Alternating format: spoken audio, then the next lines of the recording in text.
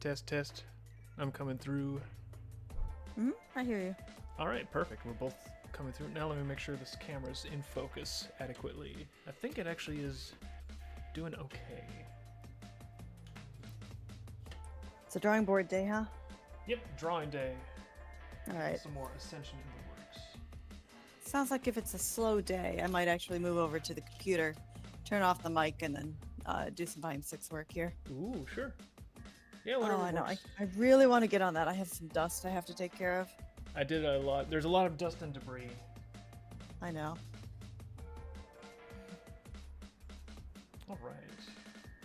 Go ahead and tighten down these little focusing doodads, and I think we're going to be ready to rock and roll. Good Wonderful. evening, folks, if there's anyone here yet in the Picardo chat. Hey, Fiku Nikarisu, good Friday. Willie Silver, hope you guys are doing well. They need you to go a little louder. Willie Silver. A little louder if I can.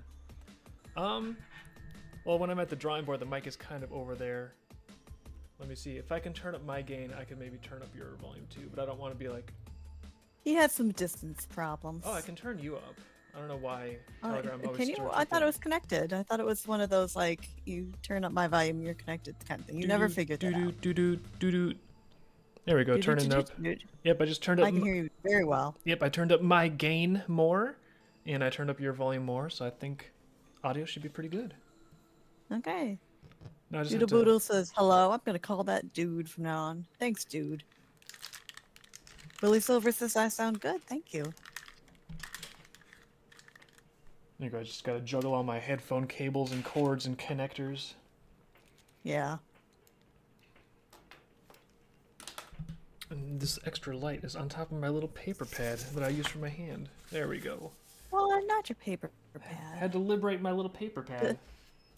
It has a name. I've never heard you call it that. I've never called it a paper pad before. No, you never. No, that's really kind of weird. Actually, it's kind of. I don't know. What do you want me to call it? It's not like glass, it's not plastic, it's a paper pad. If you call it assistant, I'm gonna be a little offended. I didn't call it an assistant. You can't make up things that offend you that I didn't do and then hold me responsible. I can actually. We're married. I mean, that is my legal right. I think it was in the contract. There isn't a contract that says you can do that. Then you didn't read the contract. That's true. I didn't read the contract. Do I have to be like nice to you at all times? Or can I be outrageous and selfish and decree things at random? Well, you do that anyway. I know, I just want to see if I have like the support to do it. the paperwork. I'm sure you have. Well, you seem to have a very, I don't know, what, 7 people supporting you on Picardo here, which is pretty low for today, but that's okay. Oh, complain, why Not don't complaining. Oh no, I'm not. 7 is plenty. That's fine. Just so everyone knows. We do this with nobody watching. It's not a big deal. Yeah, it's just kind of like fun extra stuff. All 7 people. I hope you're having a good one. But just so you know, I only would care if there was a bunch of zeros after it. Okay. Lord Neo really likes Crystal on YouTube. Thank you. Oh, cool. Thanks. Yeah, strong female lead. Yeah, the voice actor of Crystal really liked it too. Estelle, yeah. Yeah, actually, she does pole dancing, so that was a neat little, like, oh, surprise. Yeah, I didn't even know that when I made the animation initially, but then it's like, oh, is the voice actress gonna be like angry and upset about it? But then it's like, oh no, she actually like does some dancing stuff like that herself, so she was cool with it. Mm-hmm. Well, I think we have a nice chemistry going on here. Well, thank you. Chemistry. The type of chemistry yeah, you don't learn in high school. I didn't even I learned chemistry in high school, but I don't remember any of it.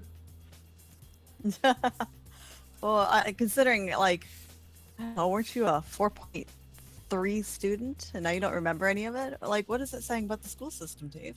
That they did their job, and I lost it. I let it slip through my fingertips. Let it slip through. Oh, terrible. Lord Neo, you know, I would like to call you Phineas or Finn, but if you can't change your name, I'm probably gonna forget. I'm sorry, I'm really bad with names. You would be the Lord to me. We Unless you gotta figure it be out.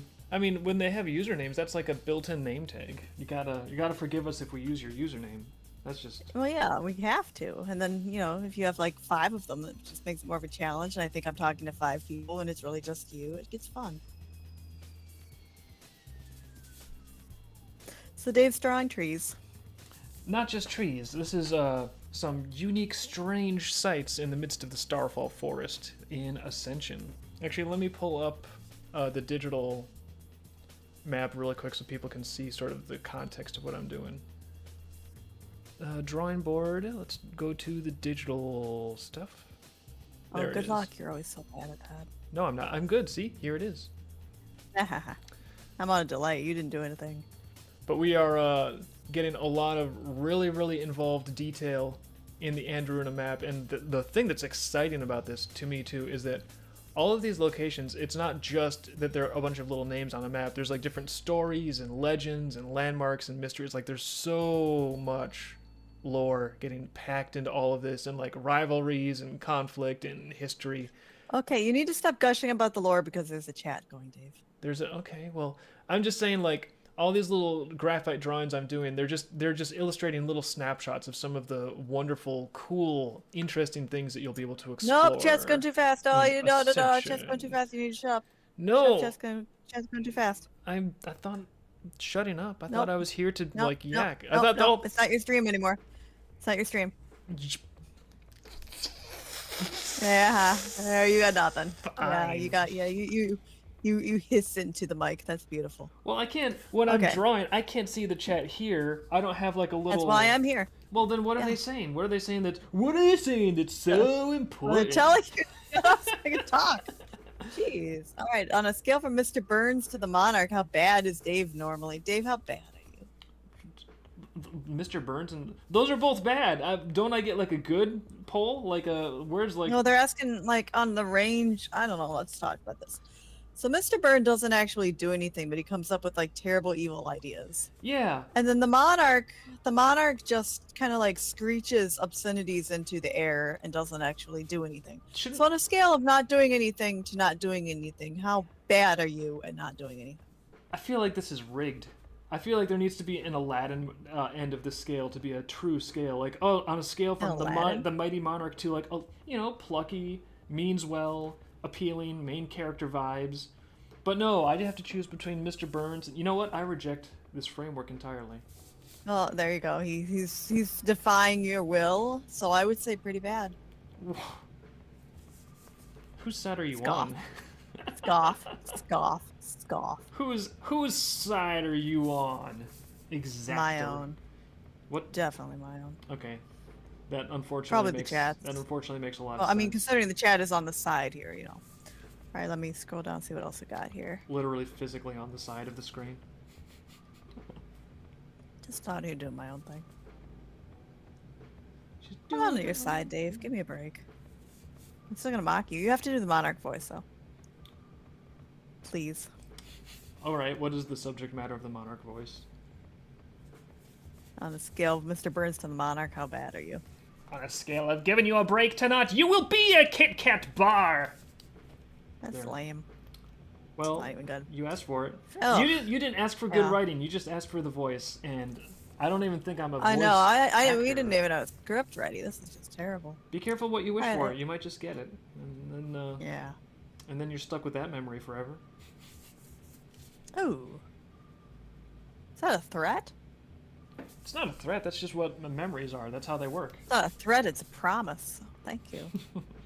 Alright, so anyway.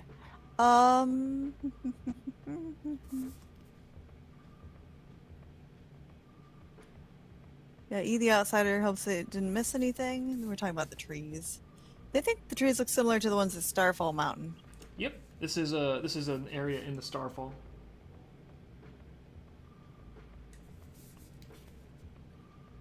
Oh, the question was for me regarding Dave's unreasonable demands. I haven't watched The Simpsons in probably, I remember some old episodes, but I haven't seen anything new. Just for a good benchmark on Mr. Burns, I think his big plot was at some point blocking out the sun so that nobody could see the sun. So that's like a good metric for what is his speed.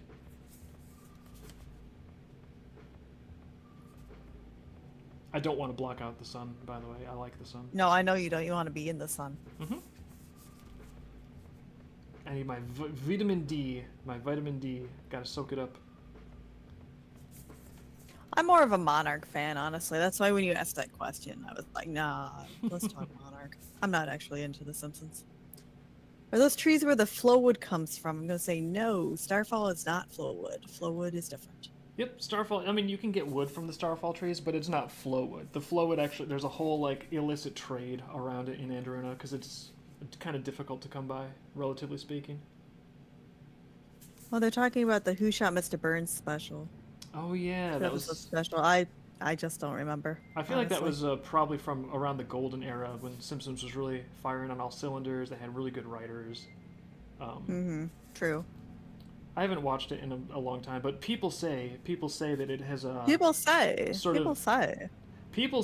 is said. It has been said. It is said. It is best trick ever, by the way. If you want to do a ghost hunting documentary, some say it has been said. Like, if you just turn to your cameraman before the shoot, be like, "Hey, there's a lady who has like fangs that come out of her nose, and she's ghostly and spectral, and she absolutely." Like in a ghostly manner jerks people off in this hotel. There, I said it. Okay, then you can go on camera and be like, it has been said, because technically you said it. What Dave is referring to is that he has watched a lot of ghost shows. Tried to. In which, yeah, well, what do you mean tried to? You definitely played them. Well, I want to get into them, but then it's like not entertaining or anything. Well, yeah, that's the problem, is that people get in front of the camera and then just go into like, it has been said, and then just have the whole spiel. I don't watch them. What do you watch, Dave? I try to watch things when I'm drawing sometimes so that I can have my brain entertained. Oh my goodness, YouTube's been going crazy. I'm sorry, I was looking at Picardo. Oh yeah, if you're... So much to say, so much to do. If you've been chatting at us and you're like, why don't they see my chats? Well, first of all, I don't... This is what I see, and Liz is looking. I mean, she might check out other places, but primarily Picardo is where you want to move over if to get a better chance at playing with the rest of the crowd. Oh, that's okay. The Lord, or hold on, Finn has been going a little crazy here. And just talking to yourself. Okay, I'll try to catch up here, dear.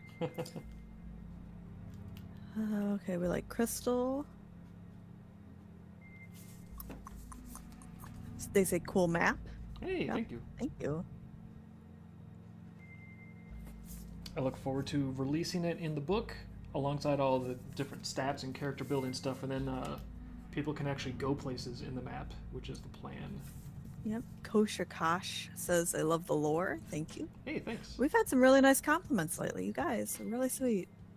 Thank you for the compliments. Oh, they're putting some lore into their own maps. Oh, that's wonderful. Hey, nice. They're going to do a story in RP. That's cool. Good. Yeah, that is like, it is so fun when you can take your world and then like bring it to life with a map and stories and history and stuff. It's just I don't know, I am having a very, very fun time putting Ascension together. I feel like it's just like injecting so much like intrigue and life and detail into the world. It's super fun. Oh, commenting on we did a Luna animation from it's Hell of a Boss. Yeah. Yep, we did that. See, they like oh, it was a Mr. Burns reference. Smithers released the hounds. Yep, that was cool. It is iconic. They like lore. Are they talking about a game? Let me go back over to Ricardo. You guys are moving way too quick. Whew. If you watched any ghost movies like Grave Encounters, Dave. Oh yeah, Grave Encounter. That's a kind of fun one. I would actually be interested in watching that again sometime to see if it's on like the acquire a DVD list or not. I don't want to hype it up too much, but it's it's one of those found footage types of spooky movies where it's kind of like the Blair Witch forged the path there. But it's kind of neat. They go into an asylum and then like spoiler, it's actually haunted for real, and then really spooky stuff starts to happen, and yeah, nothing like earth-shattering. I don't want to build you up and be like, it's the spookiest thing ever. But it's just fun, and there's a lot of found footage stuff that I can't even find entertaining at all. So this one, it was actually like, oh, you know what? This is actually kind of fun. This is actually kind of spooky and entertaining, and the pacing is pretty good. And So I would watch that one again. Grave Encounters. I think that's like an example for me of like here's when a spooky found footage movie can be executed well and be worth like putting on in the background and having a nice spooky time when you're drawn to it. Yeah, back to the earlier topic, I bet it would be fun to write for Mr. Burns. Like just like lean back and cook up all these like crazy ideas of what he could do. Well, isn't that what Conan was basically doing when he was the writer? Yes, it was something about like it would be ideal to lay in a field drinking wine and then cooking up Mr. Burns things, and that would be a great retirement or something. It's really fun to write for villains. I don't know why. Well, no, I know why. It's because you get to kind of come up with crazy things that they would do. It's kind of like a little avenue of what you would do, but you couldn't get away with it. So you can just kind of feed it in just like somebody else, like tinsel or a vat. That's what you should think anytime you're watching a show and there's a villain. You should think this is what the writers want. This is what the writers love. This is what the writers would do if they could get away with it. They want to hurt people. They want to dominate the world. They want to cause chaos. They're just cowardly, so they put it into the mouth of a fictional character. Conan really actually does, I think, want to blot out the sun. Why else would he have written it for Mr. Burns? It's obviously. Yeah. All right, the goddess is here on YouTube. Hey, hello, the goddess. I hope she's a friendly goddess that brings blessings and stuff. Well, they're more of a maniac cop from 1988 guy myself. Okay, well, the goddess is now a guy. Hey, don't judge, Dave. Yeah. You got it wrong. No, shame on you, Dave. Shame on you for not knowing everything in the chat. I don't even see it. I'm relying on you to tell me things, so you should be the one that's shaming on you, not me. Villains have such few restrictions so you can have them do just about anything. Actually, I have found, unfortunately, this is true, in our experience, you cannot have villains do anything. You have to actually make it something that's kind of believable and kind of like tethered to a motive where readers can be like, yeah, you know what, I could see someone trying to do that to achieve this objective. Like you can do a lot with villains and you can get pretty cartoony, but we've just encountered so much actual insane cartoony evil in real life where it's like, you know what, this would be fantastic inspiration for a villain, but nobody would believe this. Nobody would believe someone could be this bad. It's outrageous. It's daffy. So you actually, a lot of times, if you've had a fun life and you're trying to adapt real life experience as inspiration for villain content, you have to actually tone it down. You don't like pump it up. You have to tone it down because there's some real people out there that are just pieces of work. Yep. Hold on, I'm typing.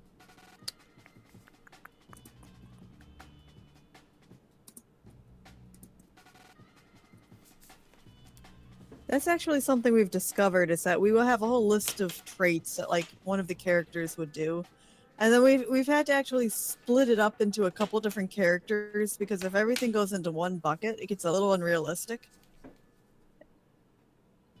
And that is something that the readers probably couldn't handle. Yeah, balance in all things. That is of course the big limitation of fiction, that like true stories and reality and all non-fiction doesn't have to worry about this, but fiction has to be believable.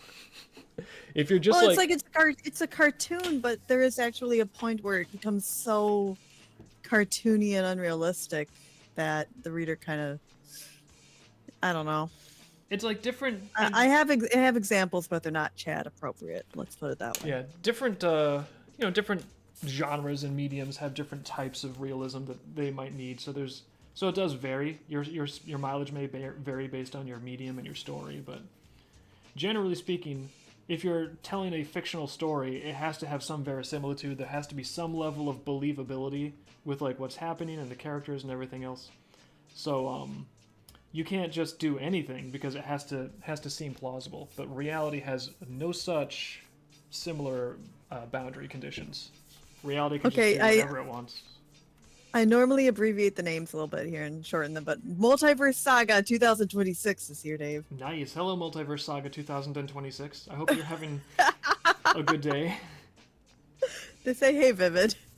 Yeah, we're Dave and Liz. Vivid is the publishing company. Yo, yo, yo. Well, if I hold people to Vivid, this... Vivid says hi too. It's like a really big dog in the background that just kind of like Well, girts everything. to be in my head. fair, if I'm holding people to the, yeah, it's your screen name, that's what I call you, then I can't play Princess and be like, but I'm different.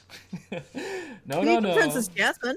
You can Princess Jasmine all you want to. You No. never do. I think it's just fair to be like, if I'm calling other people by their screen names and I'm making like it's a big deal, I can't be expected to, then other people get to call us by our screen name. It's only fair. So at various points, I may not be David anymore. I might be Vivid Publishing. I might be Dreamkeepers. You're not. You don't use the chat. You never do. Oh, J5 is here. As nobody's. Oh, come on. Your name is. You know what? Your chat name bugs me. You're J5 now. It's too late. Are you just arbitrarily decreeing that people have different names than their Yes, chat? I'm renaming everyone in chat. All right, I'm deciding everyone, what their names are. look out, Liz is on a Thing rampage. 1, thing 2, thing 3. I know. Your carefully thought through chat name that was absolutely pristine, perfect, it captured your personality to a T. Like Liz, she's just going to change it. She's going to be like, "Now your name is Plucky Dork." Can't stop her. All right. By the way, don't ever name someone that. It's not considered a compliment, actually. As I found out in elementary school the hard way. Well, okay. What about writing for heroes? What kind of rules do you have to follow? There's actually an issue where, and it's called a Mary Sue, where if you give somebody too many traits and make them kind of like too powerful or the most powerful, people start to think it's the writer and it's yourself in the story. They think it's a self-insert, and that's called a Mary Sue. There is a risk of having a self-insert, usually when the character is just arbitrarily the best at everything and they can do no wrong and they have no flaws. But I do think there is a... I hesitate to say there's like rules and the right and wrong way when you're writing a story, because really, if the story is really entertaining and people enjoy it, then it doesn't matter if you broke the rules. Like, that's a mission success. Stories, the reception of a story is always going to be very subjective. So while there are formulas and rules and things, I think it's more helpful to think of them as guidelines and tools. And if you're not getting the effect you want with your writing, then that's especially when it's really helpful to understand the tools and maybe use some formulas and figure out like where you're deviating from these tried and true methods. But that said, like, it even depends writing for a hero. Sometimes you want a hero that's kind of perfect. You know, like Hercules in, well, I mean, he's not perfect, but in terms of like his ability to be strong and kick everything's ass, Hercules... Greek mythology. Yeah, he's not like some little underdog that's like struggling. Hercules is like, no, he's like super powerful. He's the most badass one of them all, and he just runs around winning all the time. So, well, yeah, go on. And like, you know, if there's like a Western, sometimes the Western opens with Clint Eastwood being like the quickest draw in the West, and this is like he's the most powerful character right out the gate. So it depends on if you are making a protagonist that is a hero, like for people to look up to, for people to be like, oh, I wish I was like that.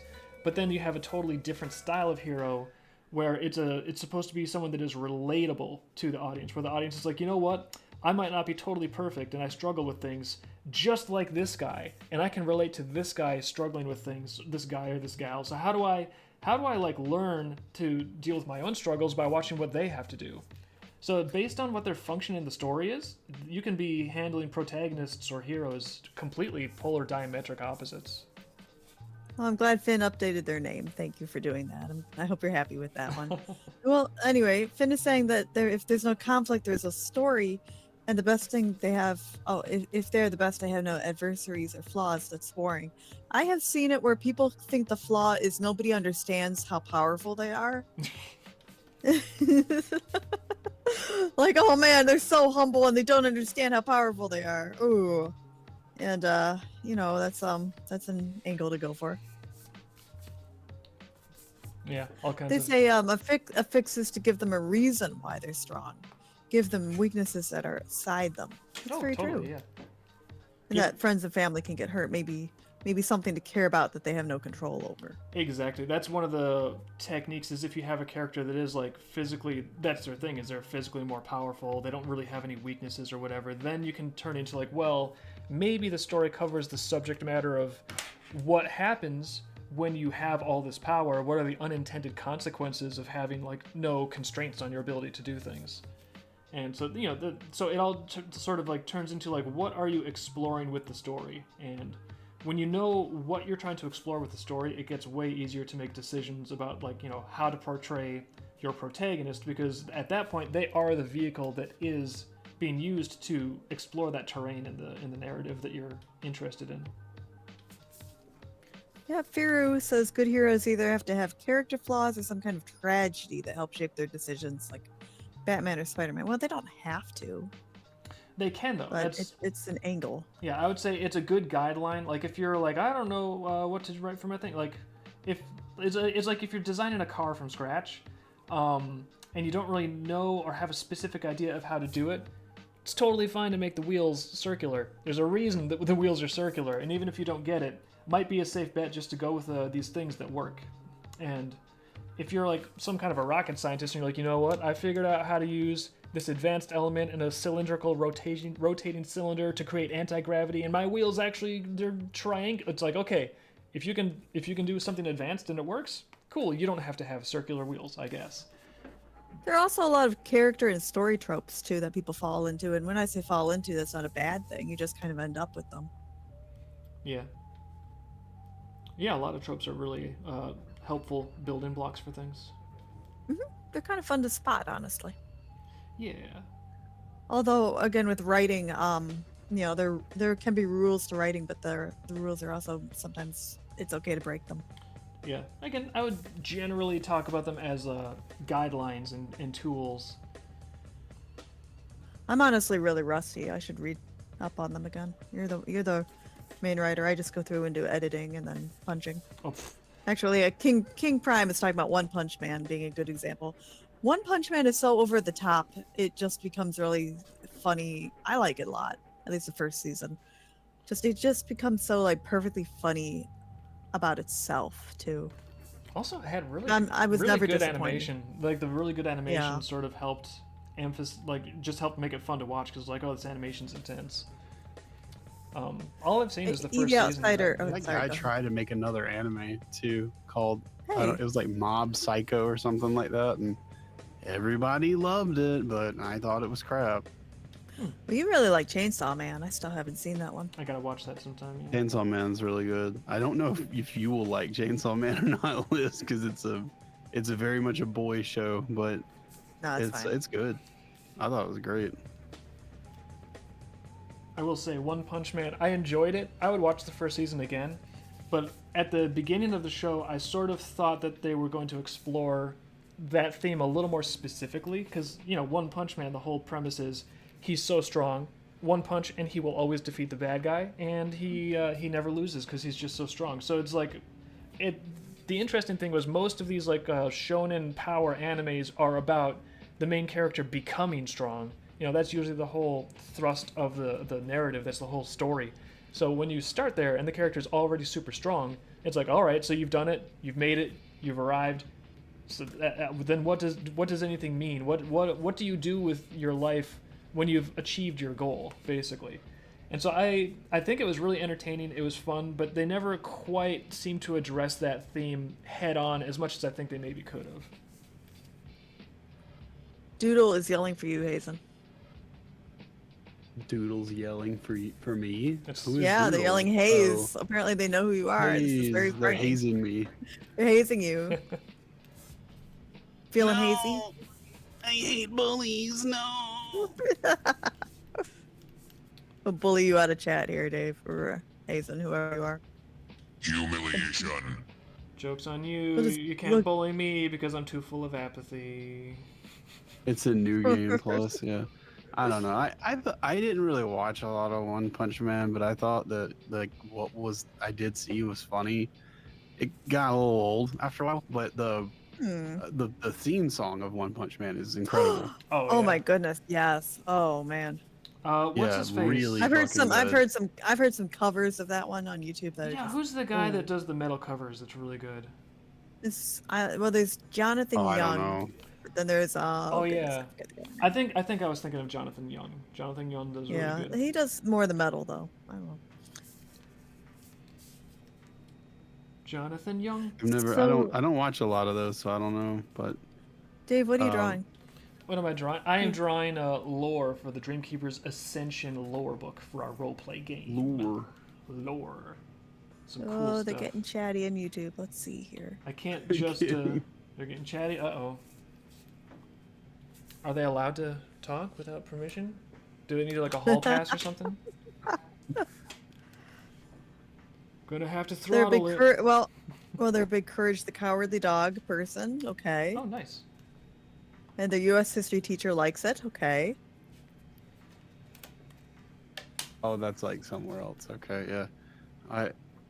The first opening of One Punch Man. That's the only one I've seen. That was what made me want to watch the show, because I was like, man, this looks like a great like action thing. But then like I learned that it was more of like a comedy thing through watching it, and I was like, oh, okay, well that's fine too. I don't think One Punch. Well, I only saw part of the first season, but like what I saw, I don't think it was a bad show. It wasn't for me. It just wasn't like my thing.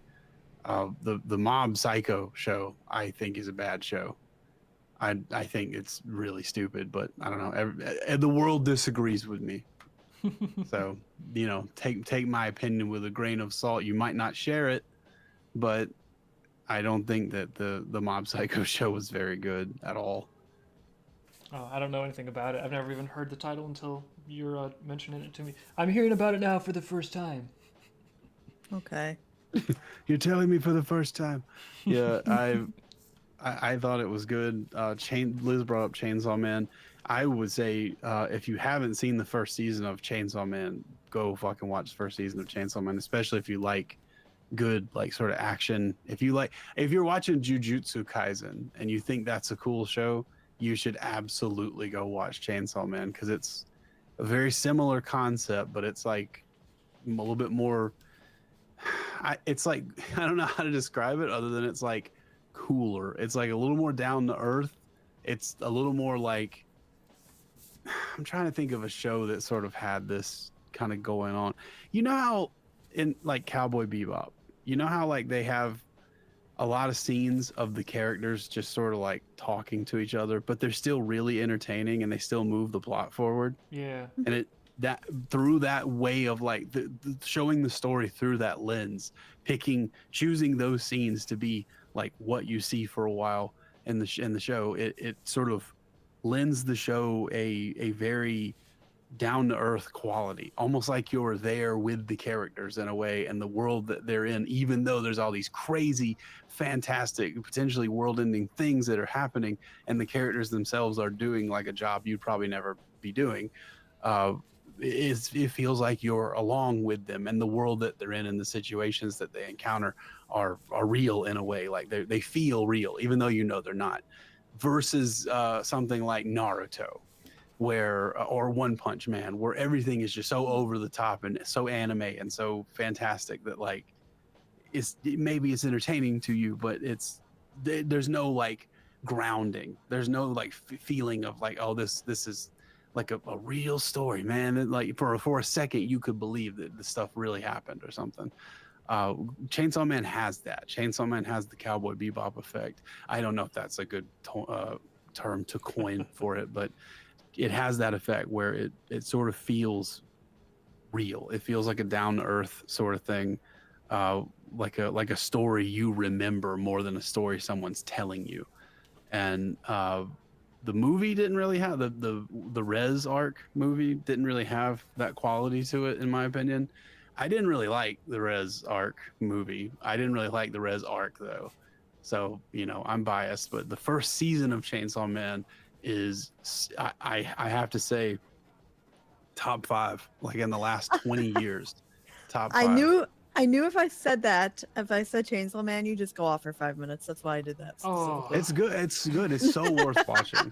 People should go watch it. Honestly, people should fucking go watch it. Yeah. I'm gonna do it, Dave. I'm gonna do another one here. I see Liz setting the trap. I see her putting the cheese on the trap. I'm putting the crack cocaine here for you to go after, Hazen. I know. All right, so Hazen, in a couple weeks, Dave and I are talking about watching the show Villainous. Watching what? The show Villainous. that you recommended. Oh, Villainous. Yeah, that's also Yep. a really good show. Yep. There Yeah, you go. we were talking about like Very good. what should I do for like a fun day? Like I want to take a day off and just do something fun that's not work. What can I do? And so I was like, oh, I would love to watch a movie with you, Liz. And then we're like, what would we actually want to watch? And he's like, oh, fuck. Like, What is something that would be good that we're not going to regret? in yeah, the middle something of- something that we haven't seen before, but we would actually like to watch it. And that's with all the movies that come out of Hollywood these days. That's very difficult to do. But it's like, Villainous. We've heard good things about Villainous. That will actually be fun to watch. We haven't seen it. Boom. Now we have plans. We're curious. We want to know all the hype that comes out of your mouth, Hazen. You're About what, Villainous? You're Yep. influential. You're a bad influence. It's just really good. Like, it was done. I think it was originally a series of shorts that were on YouTube. I don't know like all the history of it, but it was done by a Mexican. I think it was Mexican. It was definitely Central American. It was like Cartoon Network Latin or whatever. But they did this really amazing series of shorts that were funny.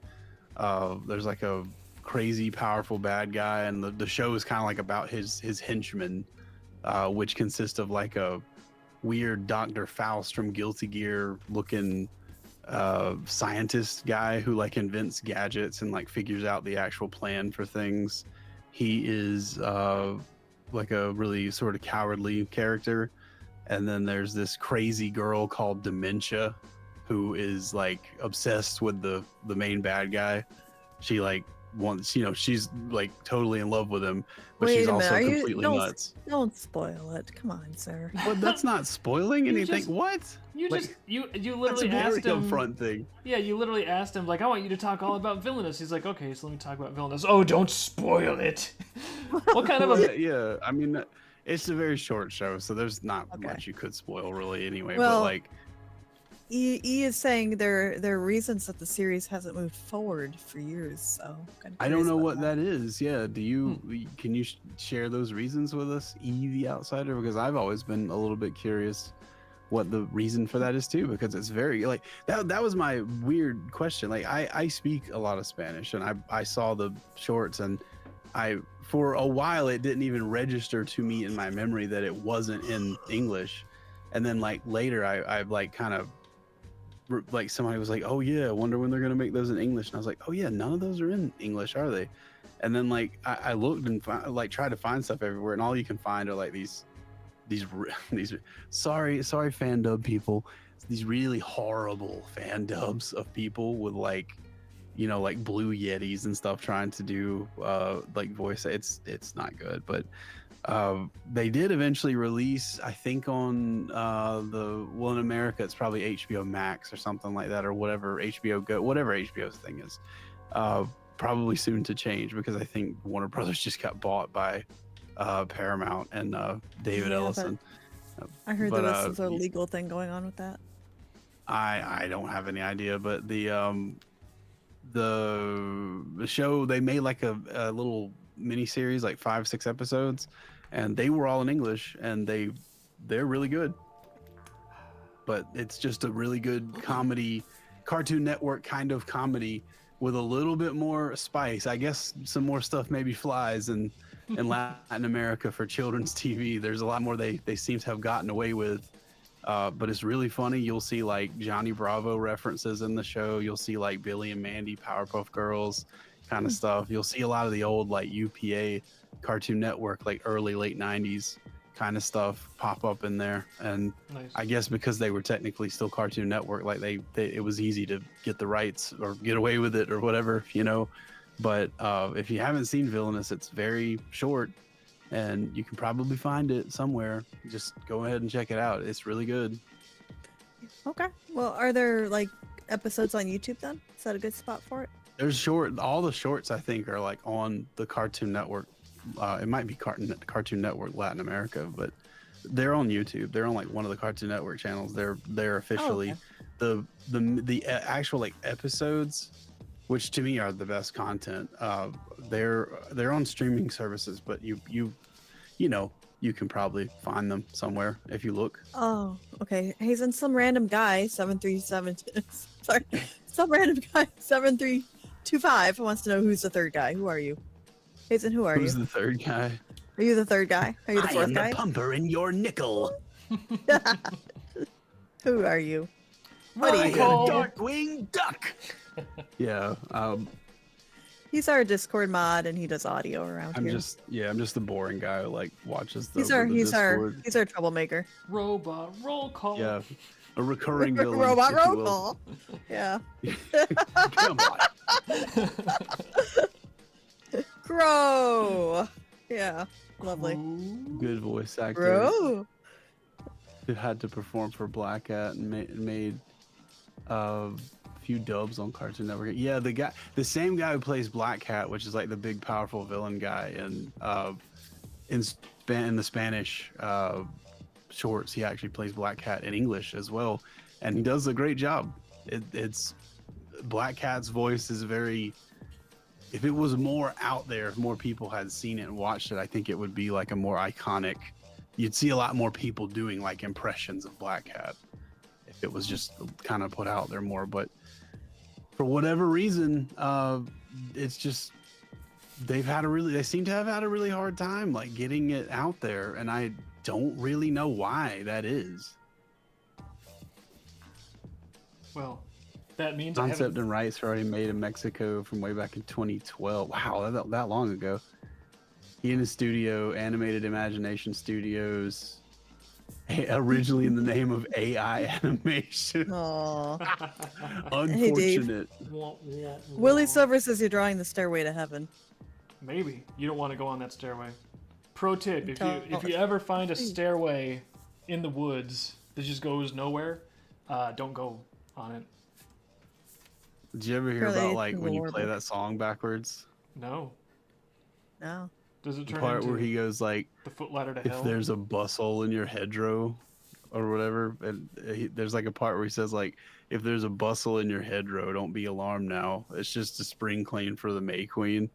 And if you play it backwards, it goes, oh, here's to my sweet Satan, the one whose little back will make me cry. Oh, is that one of those Satan songs again? Again.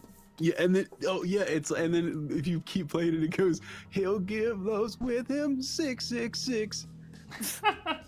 You can ruin your record player if you do that too. Lovely, and the I don't know. and the maybe needle it on will. there. You will if you will if you if you do it backwards, it will ruin the record player and the needle. Really? I didn't know that. You can scrape up the record if you do it like that. Yeah. I guess that's why my whole pile of record players and records doesn't work anymore. You're That's just for the original worshiping the short devil note, one record at a time, Dave. Yeah. Good job. I always, when I Dad would worship be proud Satan, of I you. always play all my old like 80s, 70s rock stuff backwards. That's My Led Hey, Zeppelin. Cartoon Network. It was planning to re-expand the brand and pick shows from Mexico and Latin America. Yeah. I didn't know. I thought it was something like that was just pitched to Cartoon Network like from the beginning, and I didn't know there was even like sort of an indie studio behind it. But man, it's really good. Like the effects are good. The visual gags are amazing. Black Cat's a really funny character. Dementia's a really funny character. I think Markiplier is fucking the bear or Oh, no something. kidding. 505. He's the bear, and he's just like a stupid bear that's like really afraid of everything. And I think he plays the bear in both Spanish and English. So yay, Markiplier's got some Central America fans, I guess.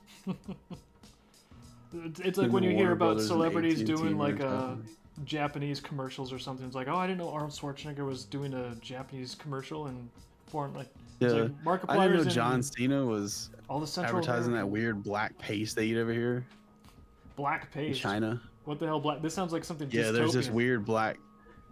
weird black paste that they put on stuff here sometimes in China. Like if you go to like just like a lot of restaurants have it as like a condiment that you can get on things, even like the street places. What is it? Do they I don't call know it what black it is. paste? No one will explain to me what it is, Oh, but like God.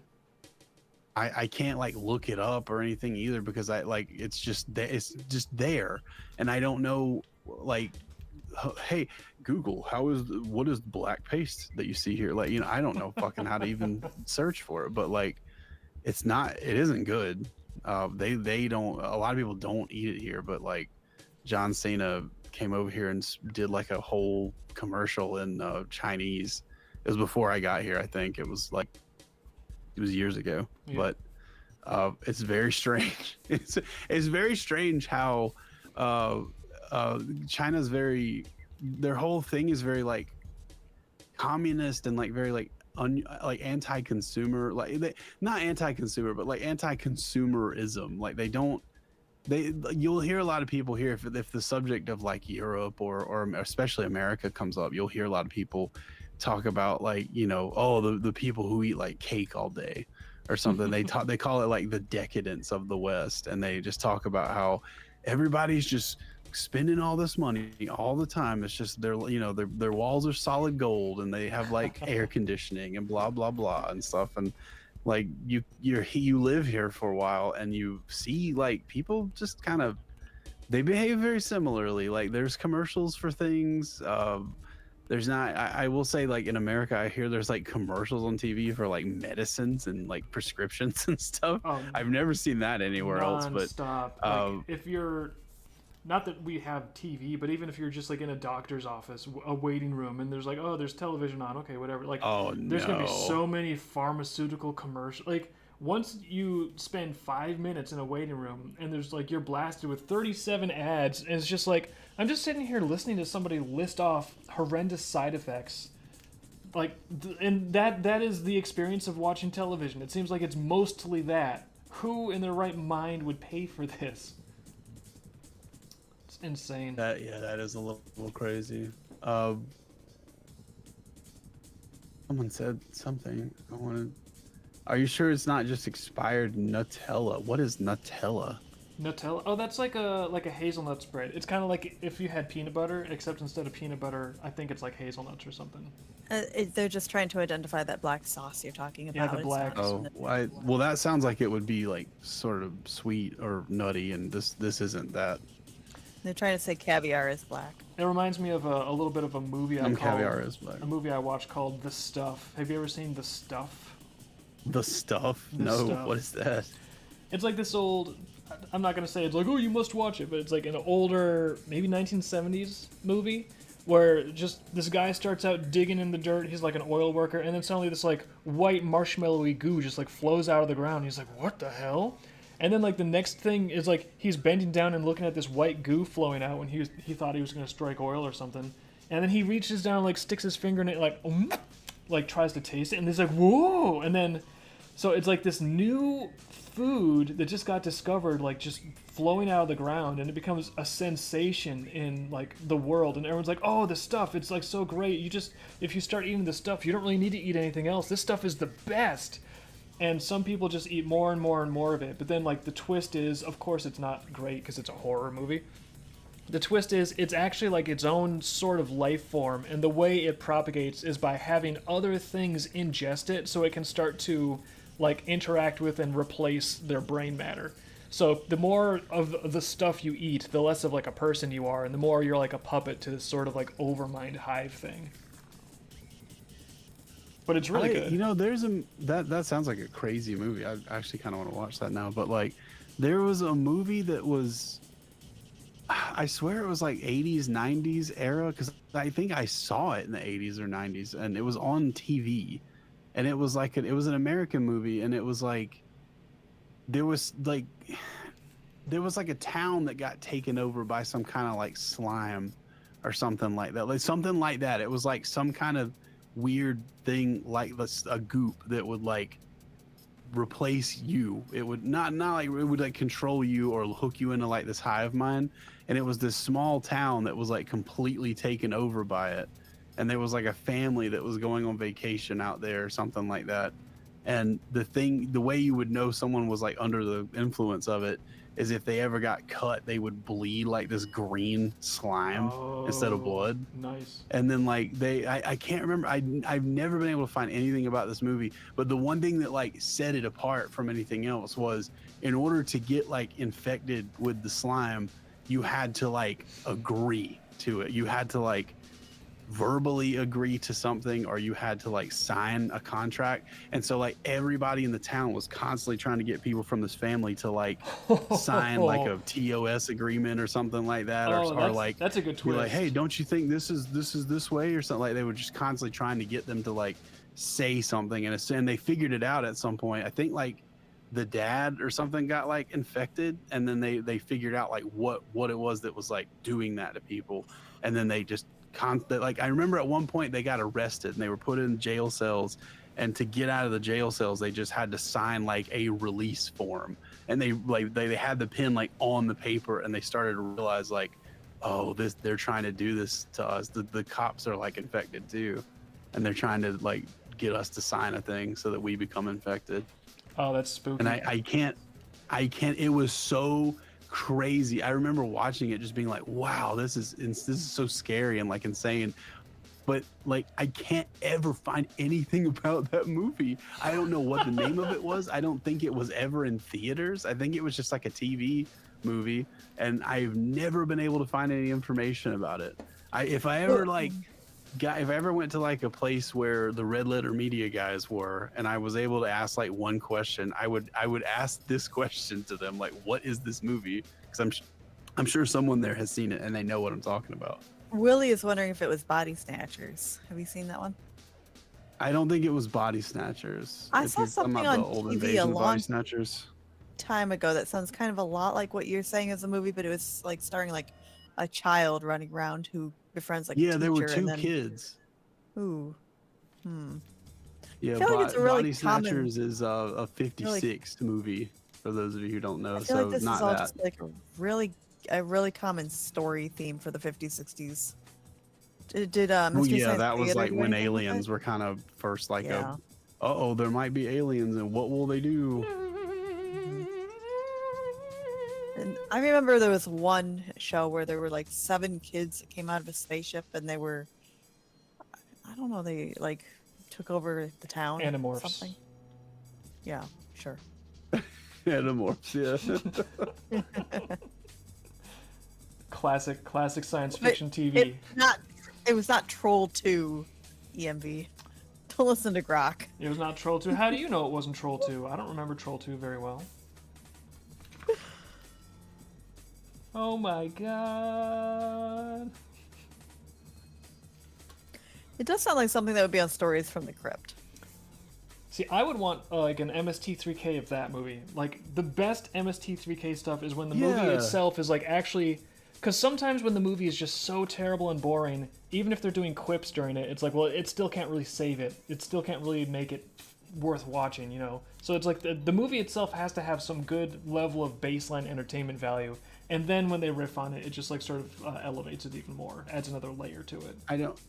I don't, it's not Trolls 2, but it was, because there was no trolls. But,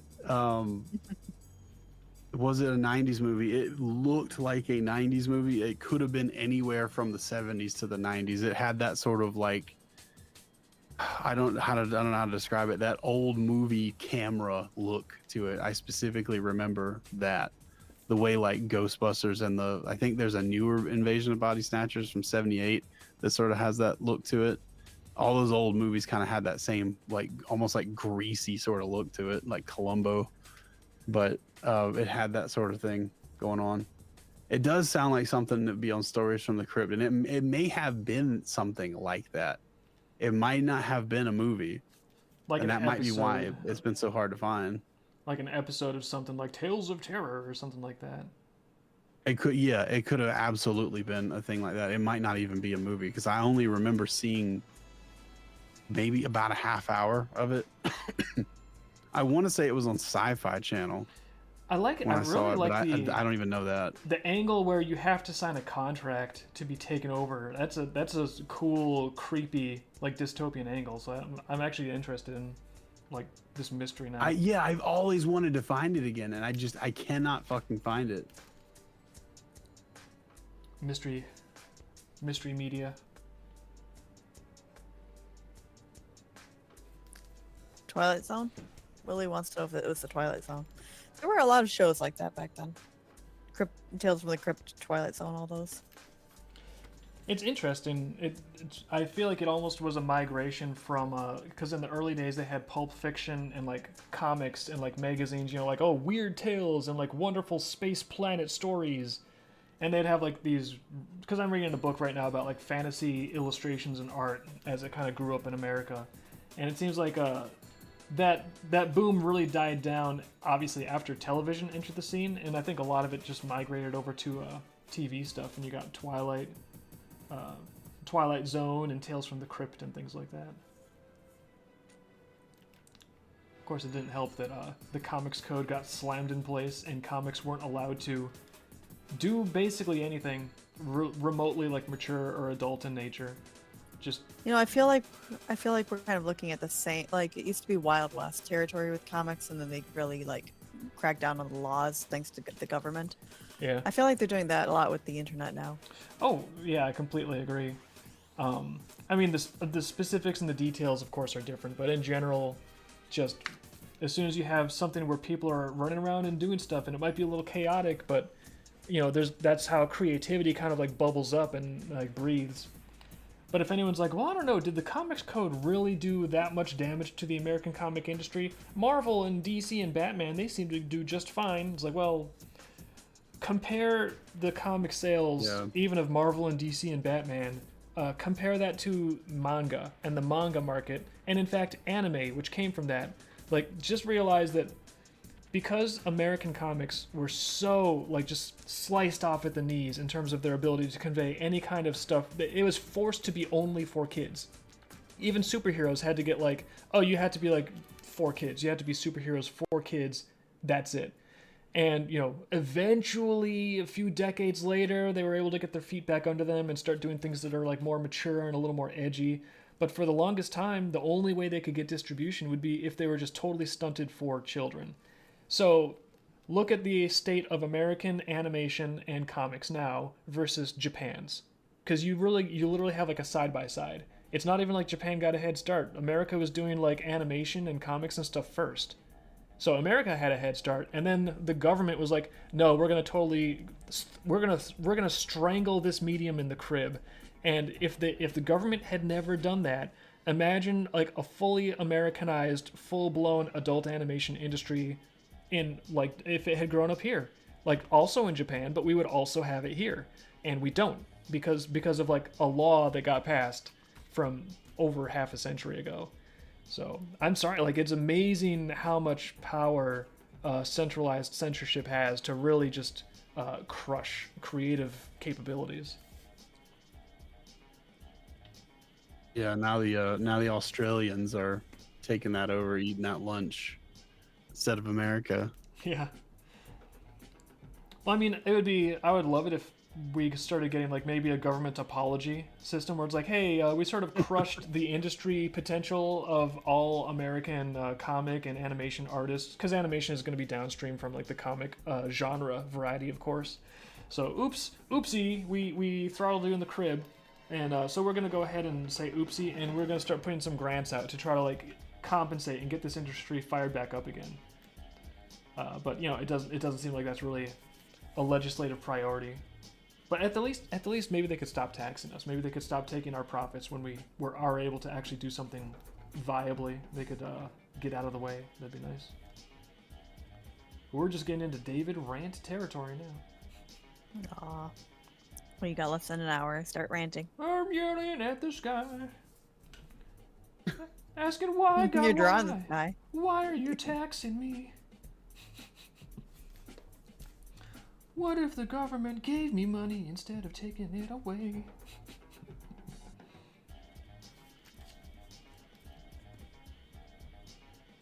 Right, YouTube is talking about samurai pizza cats now. Samurai Pizza Cat, that sounds familiar. Samurai pizza cats. A highlight of culture. Had to peak somewhere.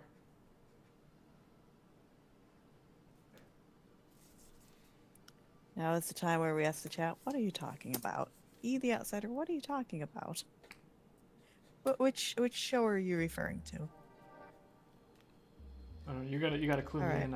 I can't see the chat. I'm not sure. Dave, what did this staircase belong to originally? What did this staircase belong to originally? Can you explain the staircases? Actually, Stair chase. I gotta save this one for the lore book. There's sort of like a thing. We with can't the- explain them. That's true. Yeah. Oh, the Outsider was talking about villainous. Okay, well, I don't know anything about the show, so if you start talking about it, I don't know what you're talking But about. we will soon. There's going to be a day where I actually take some time off and watch something on a screen, like a person. They also had a Patreon. Oh, I didn't know that. Yeah. Oh. I didn't even know they were connected to Cartoon Network. So.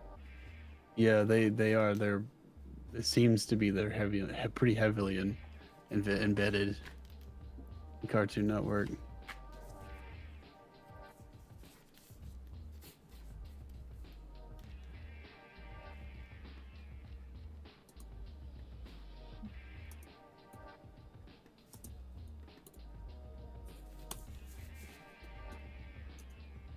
But yeah, it's good. If you haven't seen Villainous, go check that out. It's I have to say it's probably of the Cartoon Network type of like what I like to refer to as like the new UPA type of like idealism of animation.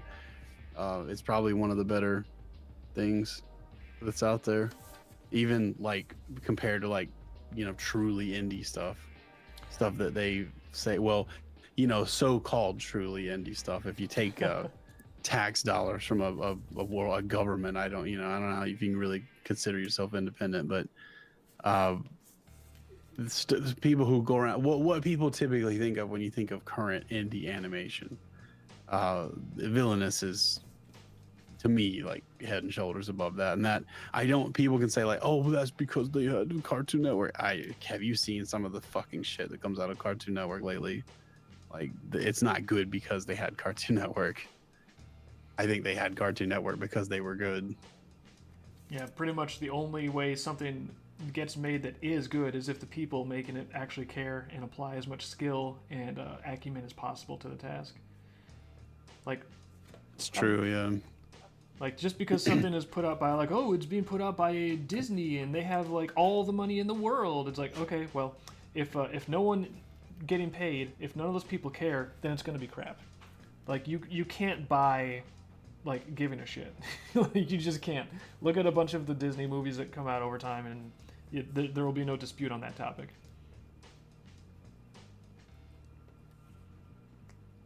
Like, if you have an army of people that are like, well... I mean, I did my job. I technically I did what I was supposed to. I clocked in, so I got paid. I got mine. I got my name in the credits. Moving on. If it's a whole production where everyone is doing that, then it's going to be like dead on arrival. There's no saving that. Yeah, pretty much.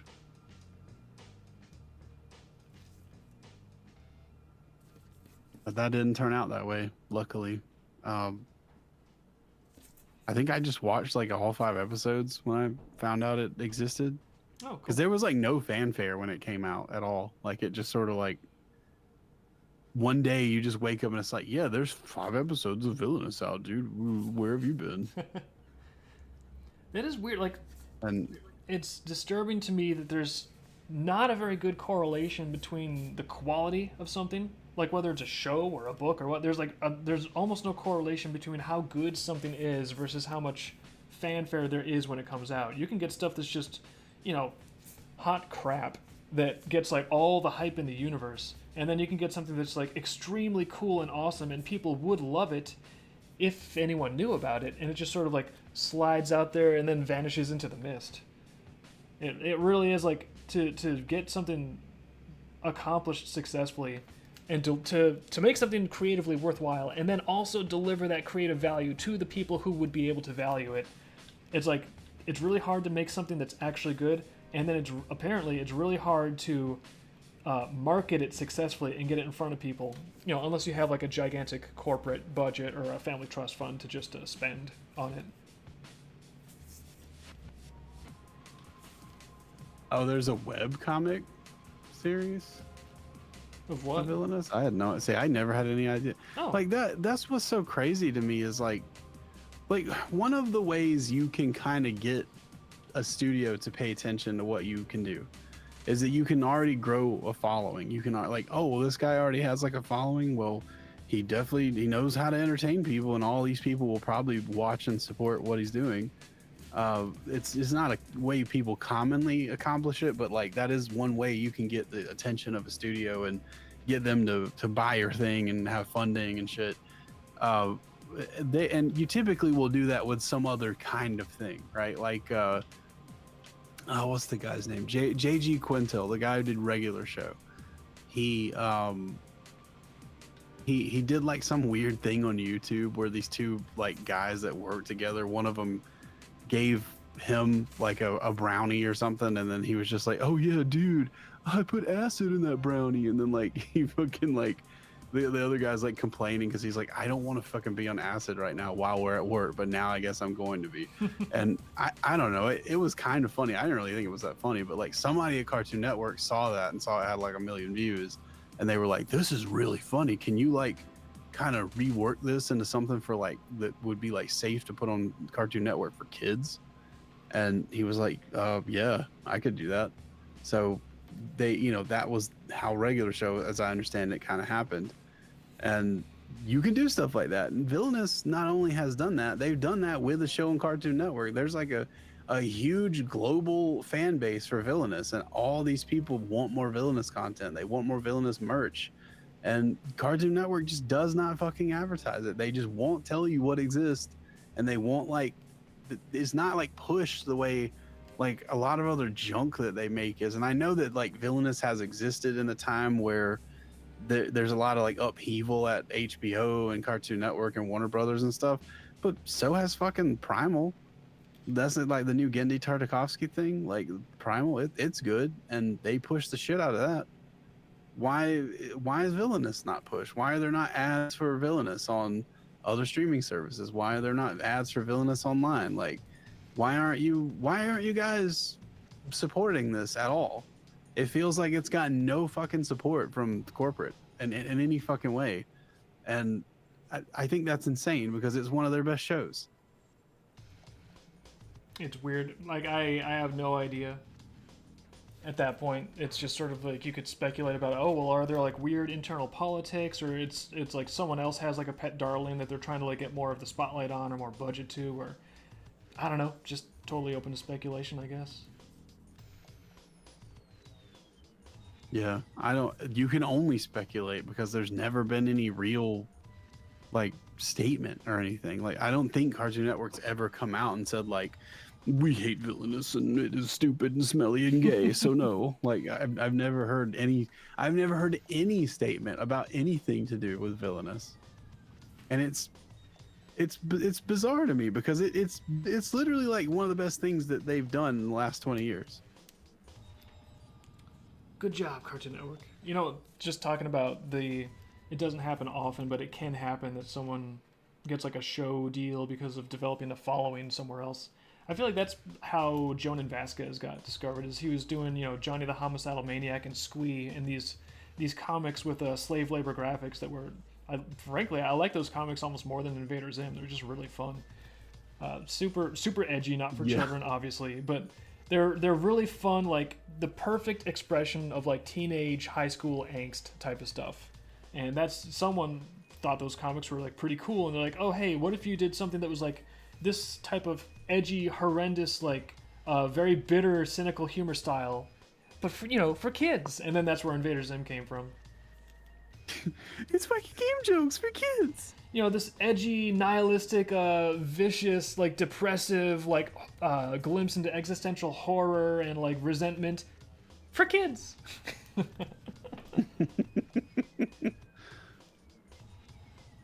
Which I think is why Invader Zim is so appealing, is because it does capture all that in a really funny, sarcastic way. It's like, it's just like very much right under the surface of it. Yeah.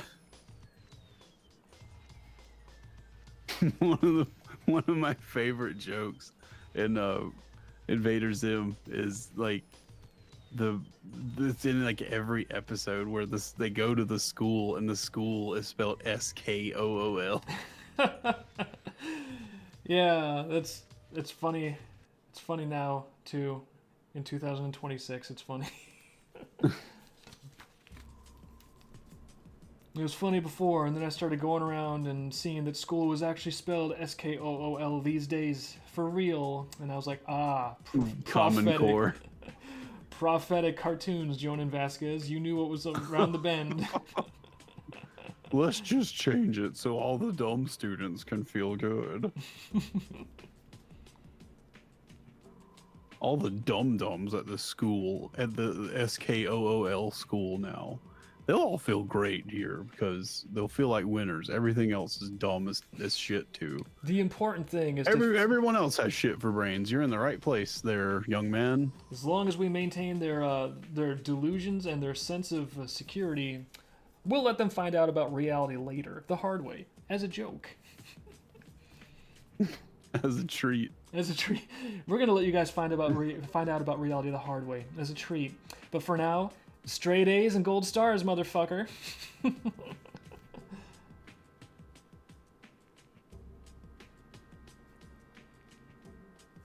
It's like whatever the Spartans were doing to make like little super soldier kids, like we're doing the opposite of that.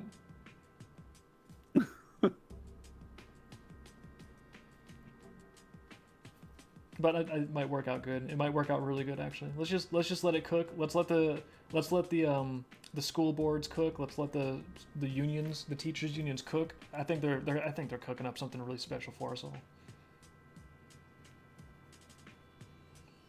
It's gonna be good. It's gonna be big. Indoor plumbing. Some lines like that just like stay in your mind forever from animations. They really do. Hercules is fucking full of them too. Yeah. So good. Like the audio design, the pacing of every line delivery was like just pitch perfect in Hercules. I don't know why, I didn't even like really like the movie that much when I saw it first when I was younger. I was like, oh, this is okay. I think it's because I wasn't too excited about the hero that much. I could maybe try to identify some writing issues, but the craftsmanship of everything and the James Woods humor, like James Woods is Hades, like James Woods, that was just the perfect cast for that. I would watch a supercut of just all of the James Woods scenes from that movie. I kind of want to now. I want to just go to AI. I'd be like, AI, can you please just give me a supercut of Hercules with only the scenes with James Woods and nothing else? Thank you. I would watch that. I'd watch the shit out of that.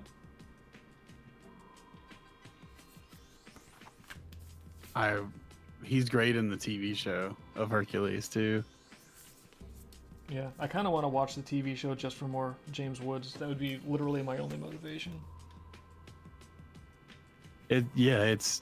You'll get plenty of it if you watch the Hercules TV series. I don't know how many seasons there are, but I've seen a couple episodes of it, and every episode I've seen has been really great. It's about Hercules when he was young and he was like in school and stuff. Wait a minute, but how does that work? Because is Hades like trying to mess him up when he was young? You tried to kill him as a baby, yeah. Yeah, but well, no plot hole. Like I don't really care. It's just for fun with James Woods. But still, like in the movie, Hades is like, oh, I killed him as a baby, mission accomplished, and then he only finds out mission not accomplished when Hercules is an adult. So, I guess that's a plot Well, hole. I think he finds out when he's like. But like when he's in teenage years or whatever. I mean, not that it matters. It could be a plot hole, but like he's definitely like trying to get him in the TV series when he's like a teenager or whatever. Oh, okay. I guess I'm just remembering it wrong. It turns out I am the plot hole today. Well, it could be in the movie that he doesn't even discover that Pain and Panic didn't fucking kill him, as a baby when he's like fully grown. But I think I remember it. Like, I think I remember him discovering that when he talked to the Fates, or I don't remember how he actually like come upon the information, but I think I remember seeing him like figuring that out when he was a teenager, right before the scenes where he's like an adult training to be a hero or something. I'm rusty on my Because I think one of Hercules his now. first hero missions is him like being. No, I think you are right, because he's an adult and he goes to that lake where the Jim Cummings like centaur character. Oh yeah, where is. Meg is like, I'm a damsel in distress, even though it's a ruse, and he's like, I am a hero, and then Hercules is like, or I'm sorry, Hades is like, I'm James Woods. What is all this? Who ruined my whole Yeah. Meg gets wrecked by a centaur plan? And it's like, oh, I thought that guy was dead. But you know, if it gives us like a bunch of James Woods as Hades episodes with Hercules as a teenager, I don't even care about the plot. I don't even care about the plot. Just give it to me. Yeah, he has like 2 friends too. I think one of them's played by French Stewart. The French Stewart is Icarus, his friend, the Icarus, and then the other one is I want to say her name's is Cassiopeia. Cassandra. She's like, it's Cassandra, right? She can see the future, but like For all the good it people does her. rarely believe what she says. Yeah, but they're fun. They have like a good dynamic between the 3 of them. That's nice. Someone's linked you King Prime. Someone's linked you a James Woods Hades clip list or something now. King Prime, thank you. You're my favorite person. Everyone else in chat, I'm sorry. Today, my favorite person, King Prime. I'm clicking. I'm going to save this in a tab. I'm going to save this in a tab that I'm never going to close. That make any sense? Did that get cut off like crazy? What got cut off like crazy? I'm going to save this in a tab. I'm excited. I have a James Woods supercut. King Prime is my favorite. What don't you understand, Liz? You sound a little robotic. You sound a little robotic there, Dave. I don't sound... Do I still sound robotic? He's in what thing? Yeah, he's like me, like cutting in and out hard. I'm not sure what's going on. I thought maybe it was my internet Test 1 some 2. further away. Test 3 4. Is it still being robot-y? Yep. Yeah. All You right. might have to like come out of the call Yep. Everyone stand back. again. I'm gonna exit the call and enter the call. I might unplug some things, and that might unplug their audio too. Ooh, Just stand by. bye. Left the video chat. Let's get back in the video chat. All right. Do I sound normal to you guys? You good? I'm good, really? I can hear you. Okay, cool. Roboting accomplished. But anyways, Yeah, I'm not sure why that usually happens on these chat programs and stuff, these applications, but it does seem to happen a lot. it'd be cool if they could program their thing to not do that. That'd be a neat thing. It would be cool. Wouldn't it be cool if your call program worked as good as phones did 50 years ago? How about that? No, that's impossible. They had advanced technology. They could like have calls go on for a long time, and they never had like all this weird compression and artifacting and roboting. Also, they could like fly to the moon whenever they wanted. Apparently, we can't do that. We can't do that now. That's just beyond our grasp. But you know, about 60, 70 years ago, we could just do that shit on drop of a dime. Hey, let's fly to the moon. Yeah, no problem. Cool. I wish I could fly to the moon. I'm drawing a moon right now, technically.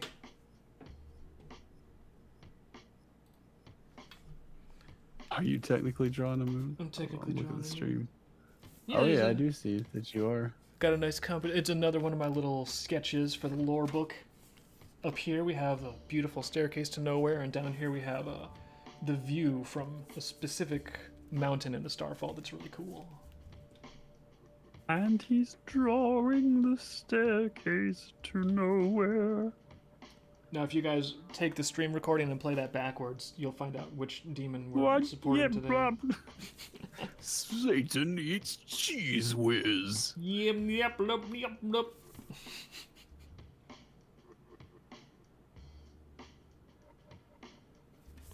I guess they thought that was edgy back in like when they recorded that stuff, like what, the 70s, 80s. Like, you know, it would be really edgy. I don't think they did that on purpose. Like, it just happened to be that, or I don't know. Maybe they really were Satan worshippers, and there was like a weird transcendental thing, like the language and Arrival or something. Satan worshippers with too much time on their hands. We've got to make sure this stuff worships Satan when people play it backwards, man.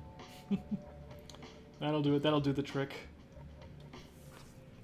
Then you know, what is the goal with that? Honestly, like, I think people thought like, oh, this is the hidden message. Like, when you play it backwards, you can hear it out loud, but this is actually what they're putting into young people's minds when they listen to the music. And it's like, no, I doubt it. Like, how would that even work? If you're gonna make that claim, it's up to you to explain how that would even function.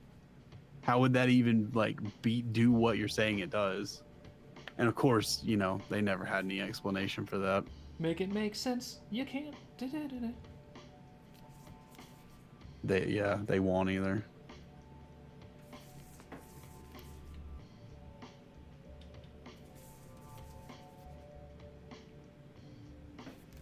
Adding just a little bit of like a spirally sort of irregularity to this rock this dude is standing on, so you know how he got up there. It's very risky, but you can walk up this rock. He will find his way. He can go the distance. That reminds me of Liz was looking through old photos the other day, and she found a photo of me like climbing up some hillside in the forest where the sun is like perfectly putting a rim light on me, and it like, this looks like an inspirational photo. This is ridiculous. Like, you can practically hear like that song. Make it into an inspirational photo. David climbing up a hill into the sun. Hang in there. It reminds me of that Prelude comic where Mace is like striving up the hill, talking about all of the extreme effort they're going to go through, and then like he looks back at Whip at the very end of like this whole inspirational monologue. He's like, "Oh, are we going the right way? I thought you knew where we were going." Whip the navigator. I'm probably butchering my own comic here, but it's just Many such cases. I just made it. I don't remember everything about it. That's why I wrote it down, so I wouldn't have to remember. Correct you. Yeah. That's why I wrote I'm it sure down. someone will be in the comments being like, actually. It's actually really nice when people like remember or get into the series enough to like get into the specifics. I'm actually thinking we retweeted it just the other day. Someone wrote a really, really nice review of volumes 1 through 3 of the graphic novels. And wait, where did they write this? Dave, he's in the chat right now. oh, he's in the chat right now? Well, you are really, really awesome, and thank you for sharing that review. Oh, who is it? I don't know. Well, where did this review get written? I didn't even see. On his website. He reviews games and stuff too, so once we get some games done, we should probably think about sending him some like stuff, maybe if it's up his alley for review. I don't know. Who is this that's doing this? He's in the chat. Liz, what is his chat name? It's J5. I don't believe he's in here currently though. J5. I don't see him on the list. Okay, well he's J5. Oh, I guess he's not in the chat right now. He was earlier. Wah, wah, wah. But he's really, really nice review. Actually, let me put this into the chat in case people are like, well, where do I go to read this review, idiot? It's here. There. He's got an itch.io. But it's actually a pretty comprehensive, pretty astute review that goes into like the tone of the series, like sort of the psychology behind the characters, what's going, without having too many big spoilers or anything. There's a lot here, yeah. Yeah, no, it's really extensive, and it feels like, to the reviewer, if you're listening to this, it feels really, really, really nice to know that all of the nuance and the thought and the details and the way things overlap. Like, you always like put this stuff out there as a creator or as a comic creator, a storyteller, and you're like, you know what? I think this is awesome. I think this is really great. I don't even know if people are really going to pick up on all of this, but at least I think this is super cool, and who knows? So to actually hear from someone that they are paying attention and that they can appreciate the detail and that they can actually perceive what you're doing and that they are enjoying it. That is just, it's extremely encouraging. It's really energizing. So thank you to J5 for the encouraging, energizing, insightful review. I appreciate that a lot. Probably should mention that on the next Captain's Log, actually.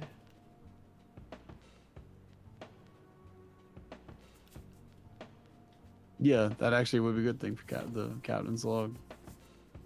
Yep, that's kind of what I told you to do earlier, Dave. Yeah, but then I thought of it again. So I think technically now it's my idea. Is that how it works? Like if you suggest something... What a great idea! That's mine now!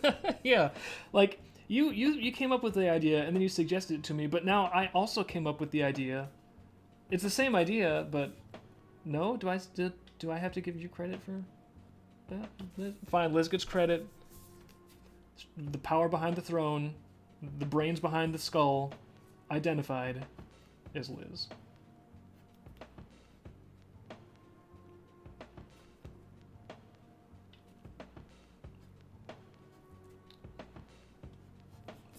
Yeah, it's been a while. We've been busy, but I should probably get another Captain's Log in the works sometime soon. Plus, it would probably... Oh, yeah. How long has it been? Maybe we should actually think about doing that soon. Like a few months. Especially if we want to try...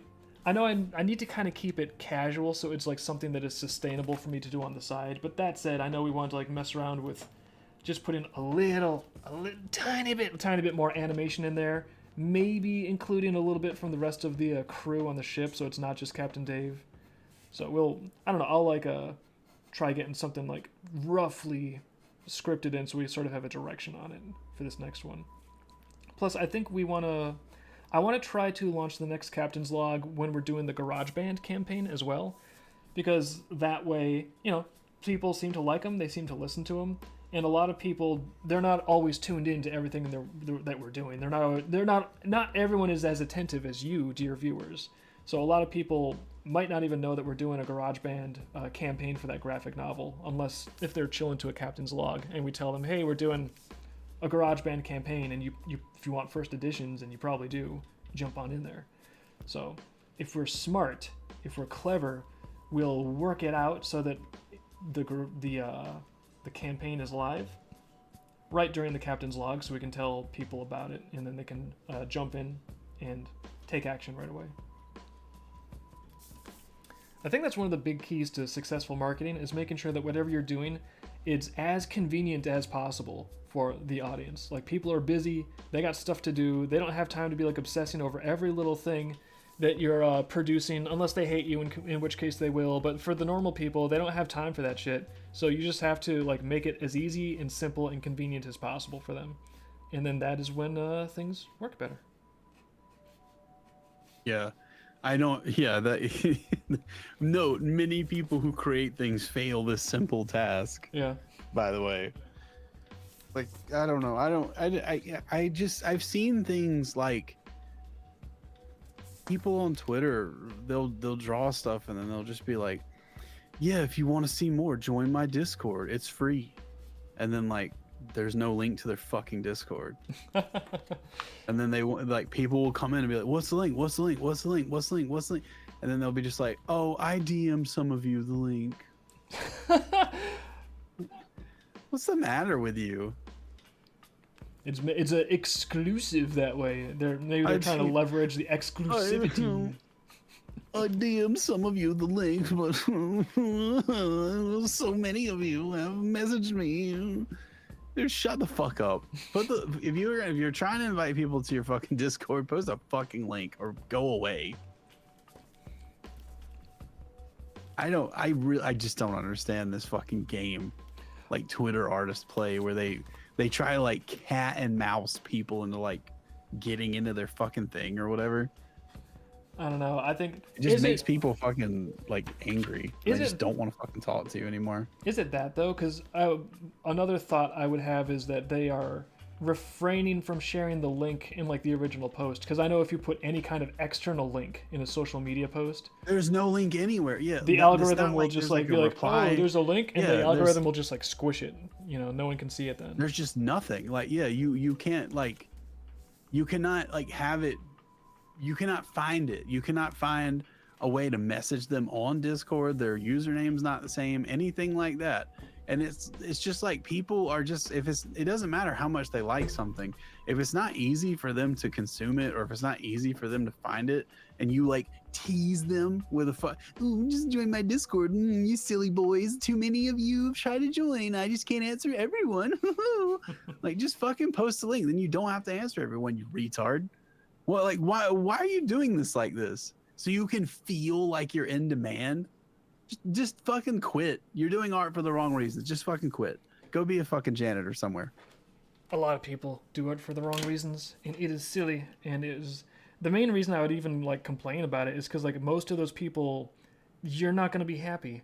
Like the reason I'm doing art, like all of the business and Vivid publishing and social media and Discord servers, like all of that stuff. It's not like I don't like it. It's a means to an end though. It's like it's so that I can, you know, get money and continue doing this, because that way I can also eat food, because food costs money. But the reason for all of it, the whole point is that I love to actually be doing this. Like, I enjoy it. It is what I love to do more than anything, is like create worlds and tell stories and bring characters to life that never existed before.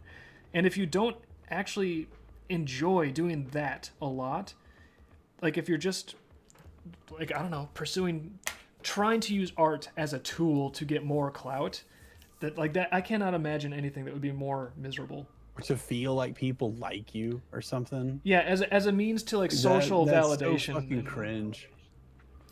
Well, it's cringe, and also I think it probably makes people like less happy, because like when the thing that recharges me about this business and Vivid publishing and creation, the thing that recharges me is doing this, is like creating something. That's the part that like fills me up with like love and happiness. It's not social media. It's not like, well, I'm going to cross post on 5 platforms. Yeah, that gets me charged up. It's like, no, that's just like, oh, that's a chore that I got to do, because if I really think my work is worthwhile, then I kind of have an obligation to get it out there. If I think it would bring people value, then if I want to properly serve those people, it's up to me to bring that value to their attention. So, but, you know, the whole point, the underlying fundamental thing, the reason for it all is because, like, honestly, I just love making this stuff. And if that's not like what gets you up in the morning when you're trying to start an art career, if you're just getting up in the morning because like, well, if I just make some more drawings, I better get that clout this time. I better get the clout that I think the universe owes me now. It's like you're signing up for a bad ride. It's not going to be fun. And for me to draw the same character in a slightly different pose for the 11,000th time, because everybody, I always get, whenever I draw this, I get 500 likes. I get 2,000 likes. And that's all I care about. Yeah. I'm not selling anything. I don't have a story to tell you. I just want to draw things and feel like people like me on Twitter who are complete strangers. Yeah. And then one day I woke up and I was 60. There's like a place for likes. It's sort of like a means to an end. Social media, it's a means to an end. It's not an end. I think for a lot of people that grew up with social media, unfortunately it is. It's growing up with social media. I do not think that is good for kids. I think that is a very warped way for them to learn how to relate to other people and how to relate to the world. You can see it in people's eyes too when they have like a brain tumor of that shit, like where they'll just they'll think like their life has changed now because like they had one tweet that had like 1,000 likes on it or something. They'll be like, dude, dude, that tweet, I tweeted this thing, and it got like 1,000 likes. It got like 1,000 likes. I gotta like change everything about my life now. Yeah. 1,000 likes is nothing, man. Like, I like manage accounts that get fucking 1,000 likes on just like, they could post a picture of like a fucking piece of shit in a toilet bowl and get 1,000 likes. It's nothing. Yeah. You think it's big because you don't know how to do anything on Twitter, but If you do, 1,000 likes is nothing, and it still doesn't get you anything. It's not like I'm good at social media. I'm good at it. I got 1,000 likes on this thing. Well, now it's time for me to quit my job. Everything is different now. I got 1,000 likes. 1,000 likes is nothing if you don't know what you're doing with the likes. If you don't know why you're trying to get them. If you don't have things set up to like lead people into whatever it is you're trying to get them to see, like a YouTube channel or a series of books or something like that. You don't have that, then what good is the likes?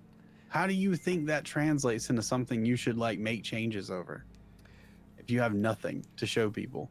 It's also like it's a metric, right? It's a metric of like, oh, how many people are paying attention to this, but it's not always the most accurate metric. And I think a lot of times, I think I've said this before too, so many users will mistake the map for the territory. Ironically, I'm doing illustrations for maps right now, but they will think that like they forget that this is about actual people, human beings, like looking at things and then like spending their time and attention like consuming entertainment, even in like small, like microscopic amounts, like a 2-second, like, oh, check out that illustration. That's entertainment that's been delivered. It's micro entertainment. It's still entertainment. And the whole point is like, are you entertaining people? Are you delivering value to real people?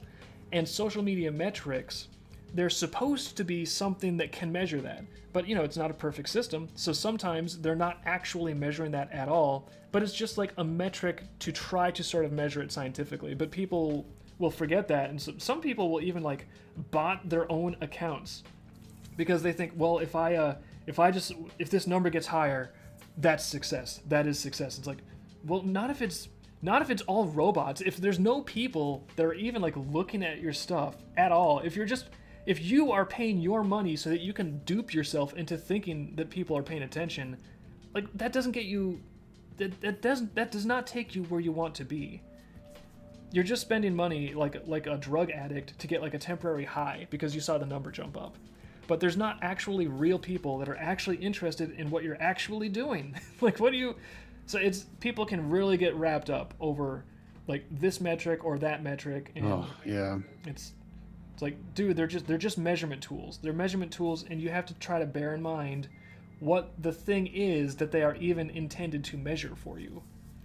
Like, I don't know, it's cliche, but go outside. Like if you're like, oh, social media is so important, like just turn off computers for a while, go out and look at the sky for like literally 5 minutes. If you look at the sky for 5 minutes, you will feel your brain shift into a different mode of perception, and that will help put things in perspective. Yeah, people forget like the whole point of having like a social media profile is like, what do you want to do with it, right? The point of having a social media profile should never be to have a social media profile. That is just like, I don't know. That's like owning a book to own a book. Like, I own that book. I own it. Like, did you read it? Do you like the story in it? Do you like the stuff that's in the book at all? I don't know. I just own it.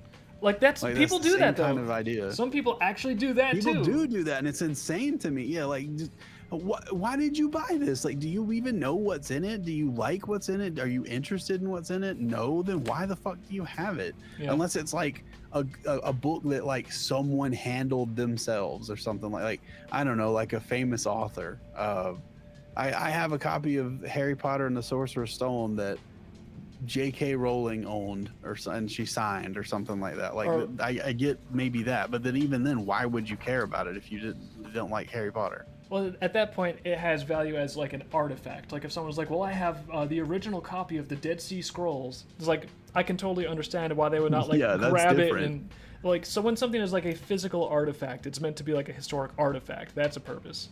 But if it's not a historic even then artifact, there's like some different purpose to that though, because it's like, it's because it's not because I own a book. It's because this is a piece of history that I want to protect and preserve. So like there's still an ulterior motive, but like people make like social, and there's a lot of fucking furry artists that do this too. They'll make a social media profile, and the goal of having that social media profile is just to have as many followers and likes as possible. And that's it. They don't care about anything. Like there's no like conversion from that into like sales or readers or like being able to pitch like a show to a network or anything like that. There's none of that. It's just, well, my account has 200,000 followers. How many does yours have? Like, it's just like a stupid. It's like a popularity contest people would do in like elementary school. What are you doing? And you can always spot these accounts because they never have anything to offer except what's on Twitter. That's it. They have there's nothing. There's no, they're not trying to write a story. They're not trying to like create anything. Sometimes they'll have a Patreon or something like that, but that's literally just there so that they can just keep making Twitter content for you to just like and share. And like, well, now I can get paid for it. It's like, yeah, well, that's a little bit better, but are you going to be happy making like that money every month and then just one day you like, this is my job, this is what I contributed. I'm 70 years old now. My health is starting to deteriorate and I can still draw, but I can't get out and do very much else. And I've drawn the same fucking girl every fucking day for my entire fucking life. And when I look back on the contribution, like, what is my legacy when I die, when I pass away?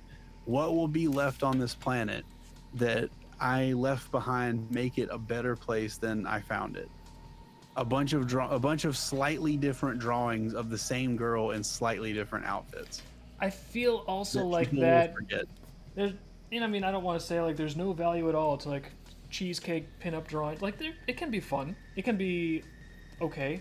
Especially if you put it together into like my hang-up books, a book collection, that can be kind of fun to flip through. But especially if you're flipping through your collection of work and it's all like super redundant and samey, it really does kind of bring to mind. It's like, well, why are you effectively making the same drawing over and over and over and over and over and over and over? What else am I thinking about? Probably because you don't know how to do anything else. It also, I feel like that sort of, I'm gonna say internet art, that genre of internet art, like the same girl over and over genre, that is going to lose a lot of its luster as everyone just starts realizing that that's exactly what AI can do already better. Like, that's why those people are the most terrified by it. Yeah, and I can kind of understand that, because like for me, I'm not scared of AI like at all. If anything, if it gets really good, oh no, then it's like, then I'm gonna have a tool that can help to unearth more of my creativity. That's great. But for people where the only thing that they can think of is it's this character Lori in a bikini. Now she's in a bikini that's like a little bit sideways. Now she's in some short shorts. Now she's in a short skirt. Now it's the same pose, but guess what? It's a bikini again, but the shorts are also on there, but the shorts are pulled down a little. Like, literally, that's like the sort of thing that you could see an AI just pump out variations of in a split second.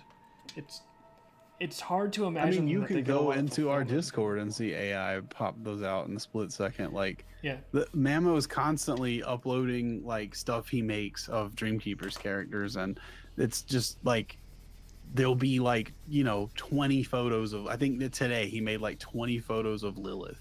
Yeah, and they're all good. And they're all just Lilith in different outfits doing slightly different things with slightly different backgrounds and stuff. And that's I'm not saying that that's bad, but Mamo's not seemingly making those so that he can get fucking Twitter likes. Like when he posts those on the Discord or something, it's there. There's no Twitter link, there's no sale, there's no like I'm doing this because I want followers or anything like that. He genuinely just loves these characters and he wants to express that love through something where he can make a whole bunch of images of them at once. You can't do that with regular traditional art. I guess it's like physical, like oil on canvas, but you can't do that with like what I call bespoke art. You can't do that with art that comes from like you putting like a pen to a tablet or a pen to a paper or oil to a canvas or something like that. So he uses AI to do it, and nobody who works for Dreamkeepers cares about that. Nobody feels threatened. Why? Because nobody who works for Dreamkeepers has the goal of just drawing 100 fucking pictures of Lilith or V or Nama a day and putting them out every single fucking day so that people just give likes to us and we feel like we're liked. Well, I kind of like the fact that he's able to do that, because it's like, oh, now people can enjoy more more images of our characters, and I don't have to draw everyone myself, because I don't there's no way I could even have time to do all that. Not if I want to also be doing like graphic novels and like fleshing out the world for this role play game system and doing like, you know, skirmish anime. So I think it's really nice that we can have more creation just happen. I agree, and I have to say, there was a point where they decided to put all the characters in a bowl of soup, and it's like, okay, well, you guys have fun. Dave doesn't really have the time to draw that. I'm not sure you guys want to pay a commission for everybody is in soup. A bowl of soup? It was a bowl of soup in the AI room. Everybody was in miso soup from a Japanese restaurant. And I didn't see that one, I guess. I don't remember that. There were like 20 illustrations and everybody was in soup. And it was just kind of like, okay, well, you get soup today. I don't have to deal with that. Thank you. Yeah, like that. Like I want to see these characters in some soup, and then they make it, and then like again, like Liz says, maybe Dave doesn't have time to do a million of those, but that the AI just kind of turns those out.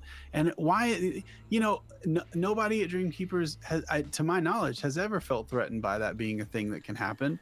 It only helps us, because what is the meat of what we want to actually deliver to people is the stories. And while I don't think Dave or Liz, either one, has actually ever used an AI to write a story, and I don't advise it if you actually have a story you want to tell. But like, you could use an AI to write a story or edit a story, but as long as it's you that's doing it and you're going in there and actually like messing around with stuff and or whatever you're doing, it's still a story that can only come from you, even if you're using those tools. And if that's what you have to offer people, is like, there's a story I want to tell you. There is no, like, somebody can make or download like a thing is like, write a story in the style of David and Liz Lilly, and it could be like a story Dave and Liz would write, but it's still not a story from Dave and Liz. That is something AI cannot replicate. It just can't. Like, it's the nature of AI. It is unequipped to handle something like that.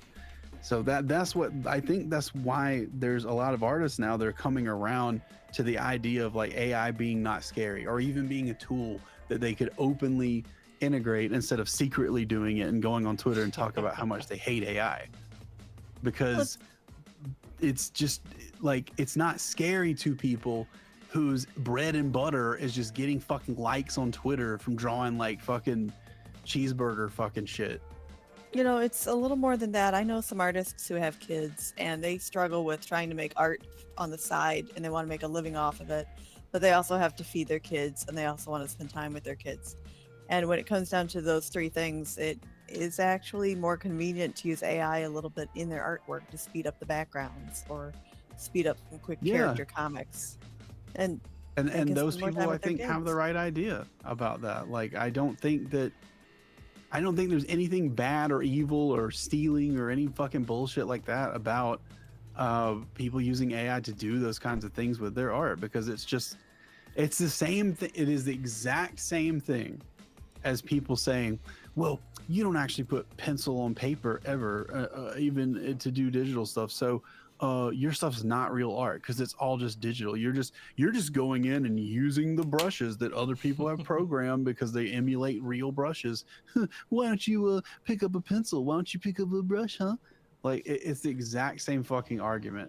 Anytime I've ever heard anybody say like, oh, why don't you guys pick up a pencil? Like, why don't you shut the fuck up and buy some fucking oil and buy a canvas and stretch it over a fucking frame?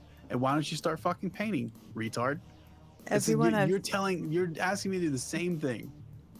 Everyone I've seen who says pick up a pencil doesn't actually draw with a pencil. No, they don't. Yeah, they draw with a fucking stylus like everybody else on Twitter, because that's the quickest way to fucking produce shit. And there's nothing wrong with that. Yeah. Nothing at all. Yeah, like I have never in my life went up to a digital artist and been like, oh, you're not a real artist because all your stuff is done in CSP and Photoshop. When it first came out, people actually thought that about Photoshop. They did say that about Photoshop when it came out. A lot of people had that to say about Photoshop. There are still some artists out there who produce like one piece every 2 or 3 months, and it's like some oil on canvas or acrylics on canvas, or God forbid, use fucking gouache. They'll put something like that out, and they'll take a fucking shitty picture of it with a shitty iPhone camera, and it'll look like colored pencil when it gets onto Twitter, and it looks like ass. But they think they're superior to everybody else because my stuff is real. My stuff is real art. Everybody else's stuff, it's real art too, but mine's really real because I don't do anything digital. And what it usually boils down to is they don't want to learn how to use the digital programs. Yeah, I think even just generally speaking, when people are criticizing AI and stuff, I don't want to be dumping on people too much, but a lot of times if I'm like, oh, this person's really, really uptight about AI, what is their stuff like? If you look at the people complaining, a lot of times they can't draw like good at all. And I've seen some watermarks on stomachs that are a little questionable. Well, they'll put watermarks on it, but it's not like good art. And I'm not saying everyone has to be a great artist and you can't have an opinion unless you're a good artist. That's not what I'm saying. But to me, the thing that's really coming out is like the thing that sort of matters. It's not what tool you use. Do you use a pencil, stylus? Do you use like an AI assisted thing? It's like, I mean, that will matter for your experience. And if you are learning, if you want to like experience drawing, obviously if you use an AI, that's going to sort of take away from your experience. But when it comes to the customer, when it comes to the person who's going to be consuming that product or looking at that image or like reading that story or playing that game, really what matters more than the tool used is it any fucking good? Like, is it good? Did you craft something like consciously with value? Did you make sure that there was a valuable experience in there that you are conscientiously attempting to share with another person, whatever tool you're using? And if there's like an experience, an entertainment experience that the other person can receive and that they have a good time and it's worth their time and maybe it's also worth their money if they paid for it, that's kind of the thing. Like, is it good? A huge question that a lot of AI critics don't stop to. It's like, just like, is it good? Can we make things that are good? Hollywood does not seem interested in that question, and it's like, it's not even that. It's okay. Well, we all agree that gouache sucks. If you know what gouache is, it's a type of paint. It's worse than acrylic. I don't agree. So I heard to get right. I don't agree. Okay. It's like a mix of watercolor and acrylic. Yeah, it looks like shit. You have to get it perfect, otherwise it's really messed up. You can get gouache looking really good. Like James Gurney does miraculous things in gouache. You can do that. You can also fucking paint with bird feces and make it look amazing if you really wanted to do that. But like, why not just use a good tool? Oh, look, back to what we were saying before. I think the point really is that people who are against AI right now are starting out with artwork, and it makes them feel or drawing, and it makes them feel insecure. And I think the point should be to just focus on your own piece of paper and don't look at what other people are doing. Stopping the people around you from using AI is not going to make your artwork better. I think that's the point. It's not. It just makes you look like a tool. Like fucking, when like a year or two ago, I noticed there was like this huge uptick in like artists who like the whole, whatever you want to say about like how they behave, their whole entire presence online was just completely about like making their art and trying to get people to see it, right? And then there were like a lot of these artists that like just started, I guess they would just wake up in the morning and go, I'm gonna go on Twitter and find somebody who posted something with AI, and they would go and they would just shit all over them. They would go in there, kind of like people with 20,000-30,000 followers or more would go into these people with like 100 followers, their posts, and they would reply to them, and they would just be like, this looks like shit and it's AI because everybody's just like looking in a weird direction and it's just stupid and this is trash. You just stop making anything ever. And it's just like, what if somebody who painted like somebody who used oil and they did like Bob Ross type shit, but they were just like making furry art and it looked really good. What if they came into your fucking comments and said something like that to you? You would fucking have a goddamn conniption.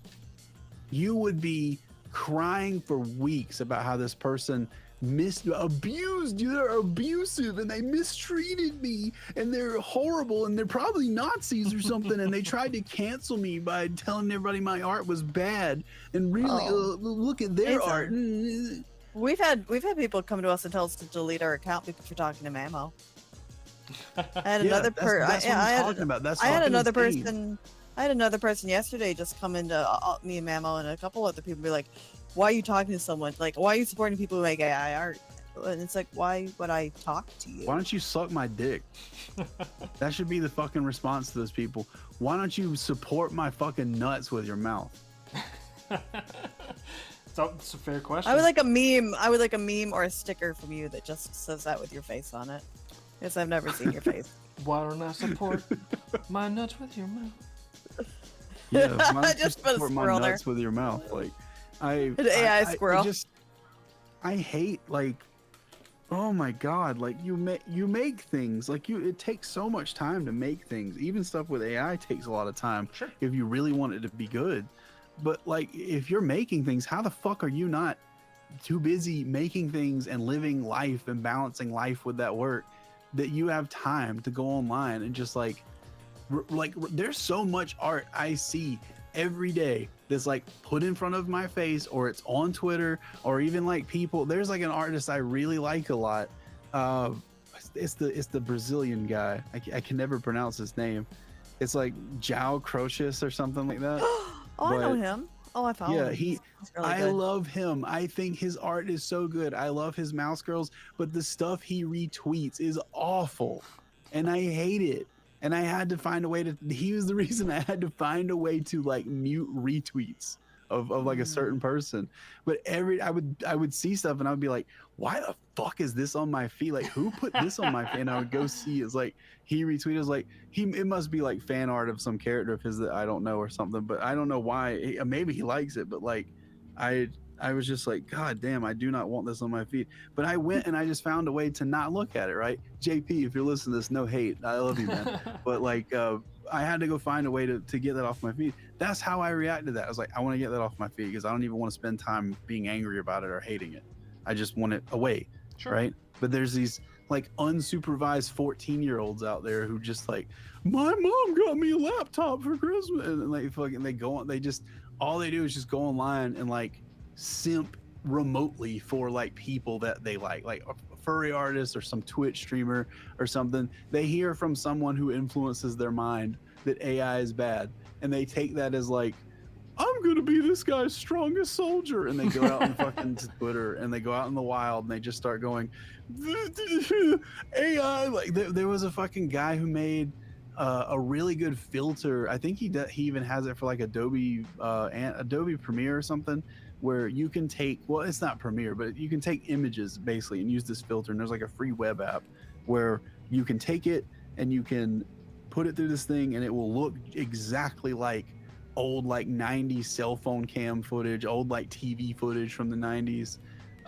It's some Japanese guy that made it. It doesn't use AI, but he made this other thing that uses AI that transforms things into like old like Game Boy sprites and Game Boy menus and stuff like that. Oh, cool. And so like people were just shitting on him for this filter he made that doesn't even use AI, because he used AI in another thing that he made. And he didn't even use AI like in a way where it's like, I took a whole bunch of stuff and trained an AI on it that was yours. Haha, what are you going to do about it? It's like he just found like common shit and just put it in a thing and then put this thing out that you can use to make things. Not here's the content I made with it, but here's the thing you can make your own content with. I did this for free. I would like for people to use it because I would like to see more art like this.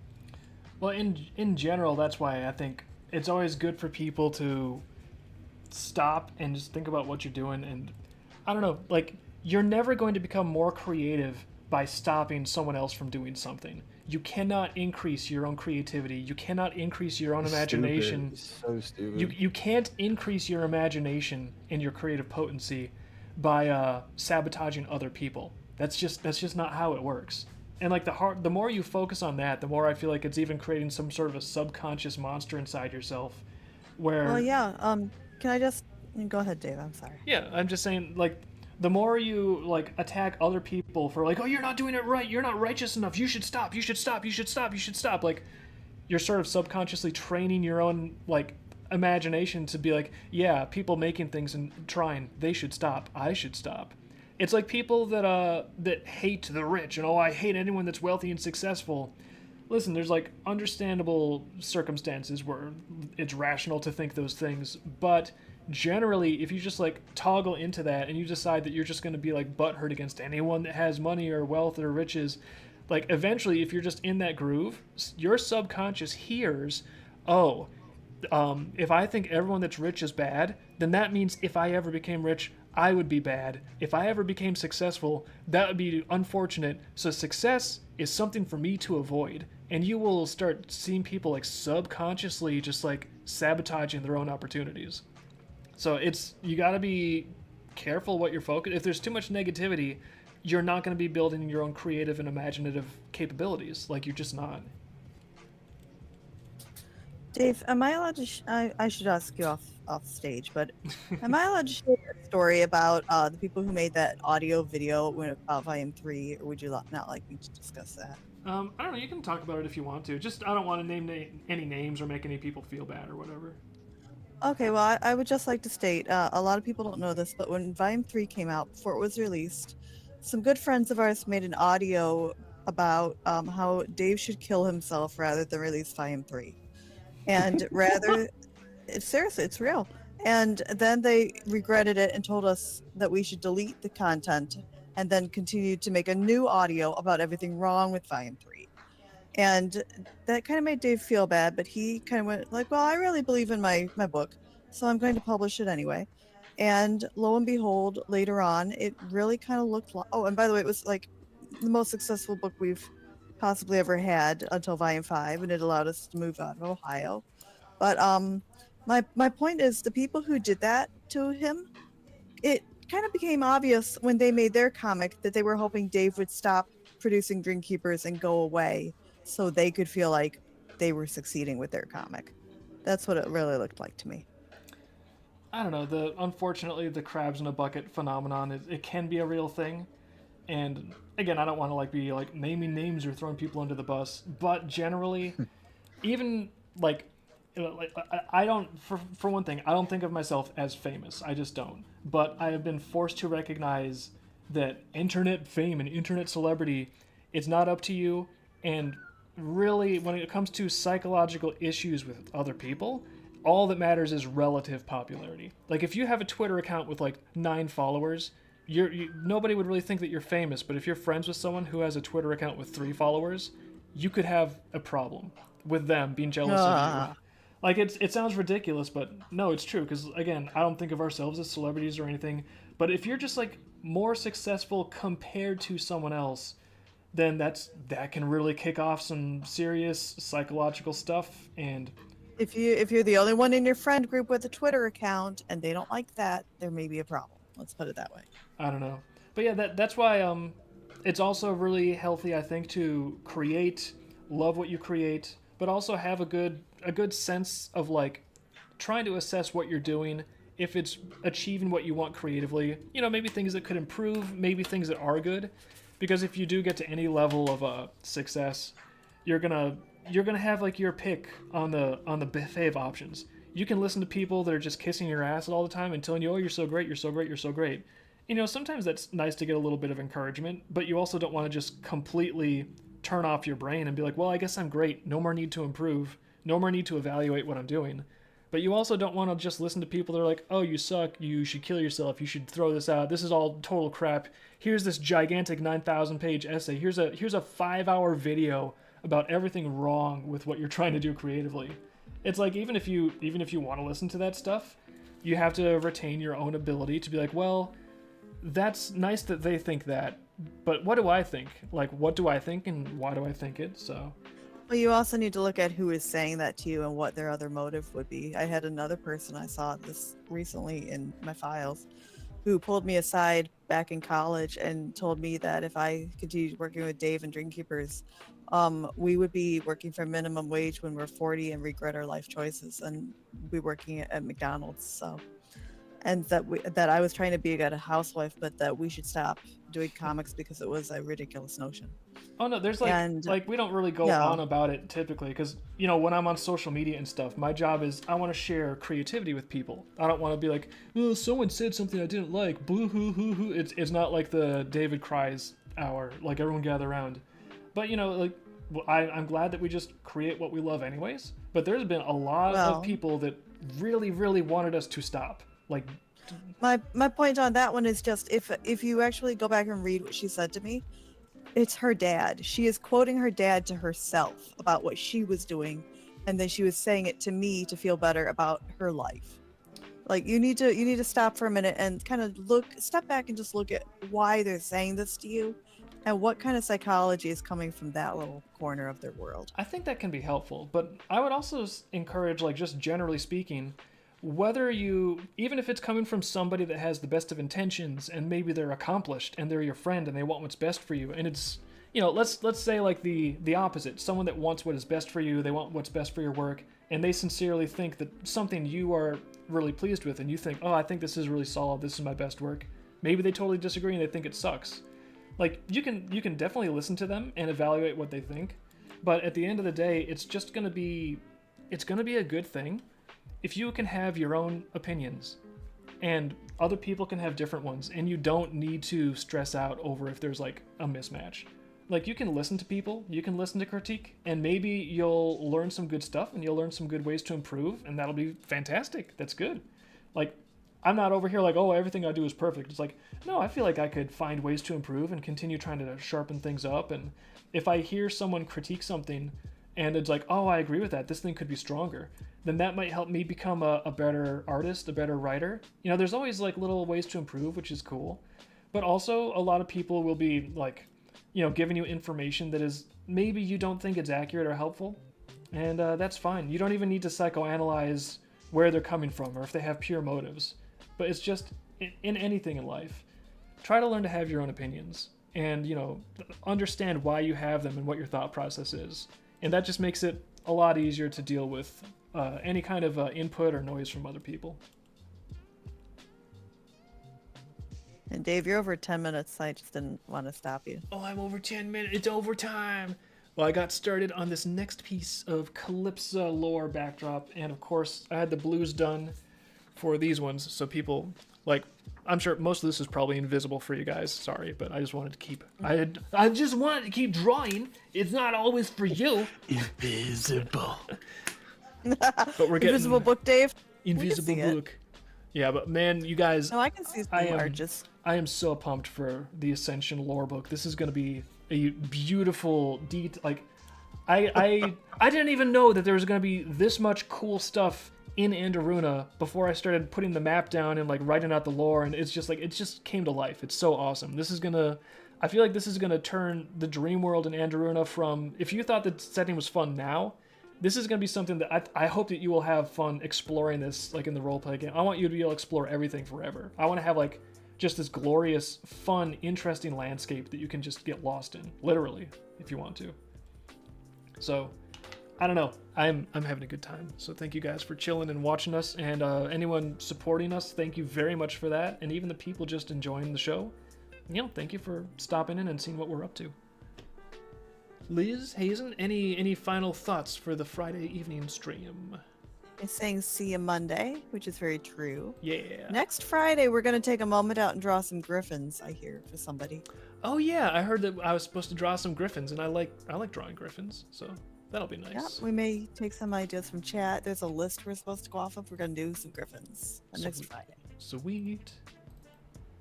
Cool. EMV says it kept him company. Oh, cool. Playing God of War. Well, I'm glad that we were keeping you company. I hope that you're winning. If you're the God of War, then there shouldn't be any competition, I would imagine. Like, you should just be, like, stomping bad guys. Yep. The only way to blur the competition! Griffin Friday. Apparently we were going to mix some birds and some cats together. And we've got a list to go off of, so we'll see what we can come up with. We're going to talk about some bird species. Yeah, birds are fun. I'm just thinking about like the video games I used to play where you used to have to type in a cheat code to have God mode. Now that's just the whole game. Kids these days. Kids these days. Yeah. Instant gods. Instant No God. appreciation for the effort. Become a god by typing codes and in the code book. Yeah. He's killing bad guys left and right. He's a good god. Good. I'm glad you're killing all the bad guys. Keep it up. We need you. Everyone have a great weekend. We'll see you Monday. Stream ends in 5, 4, 3.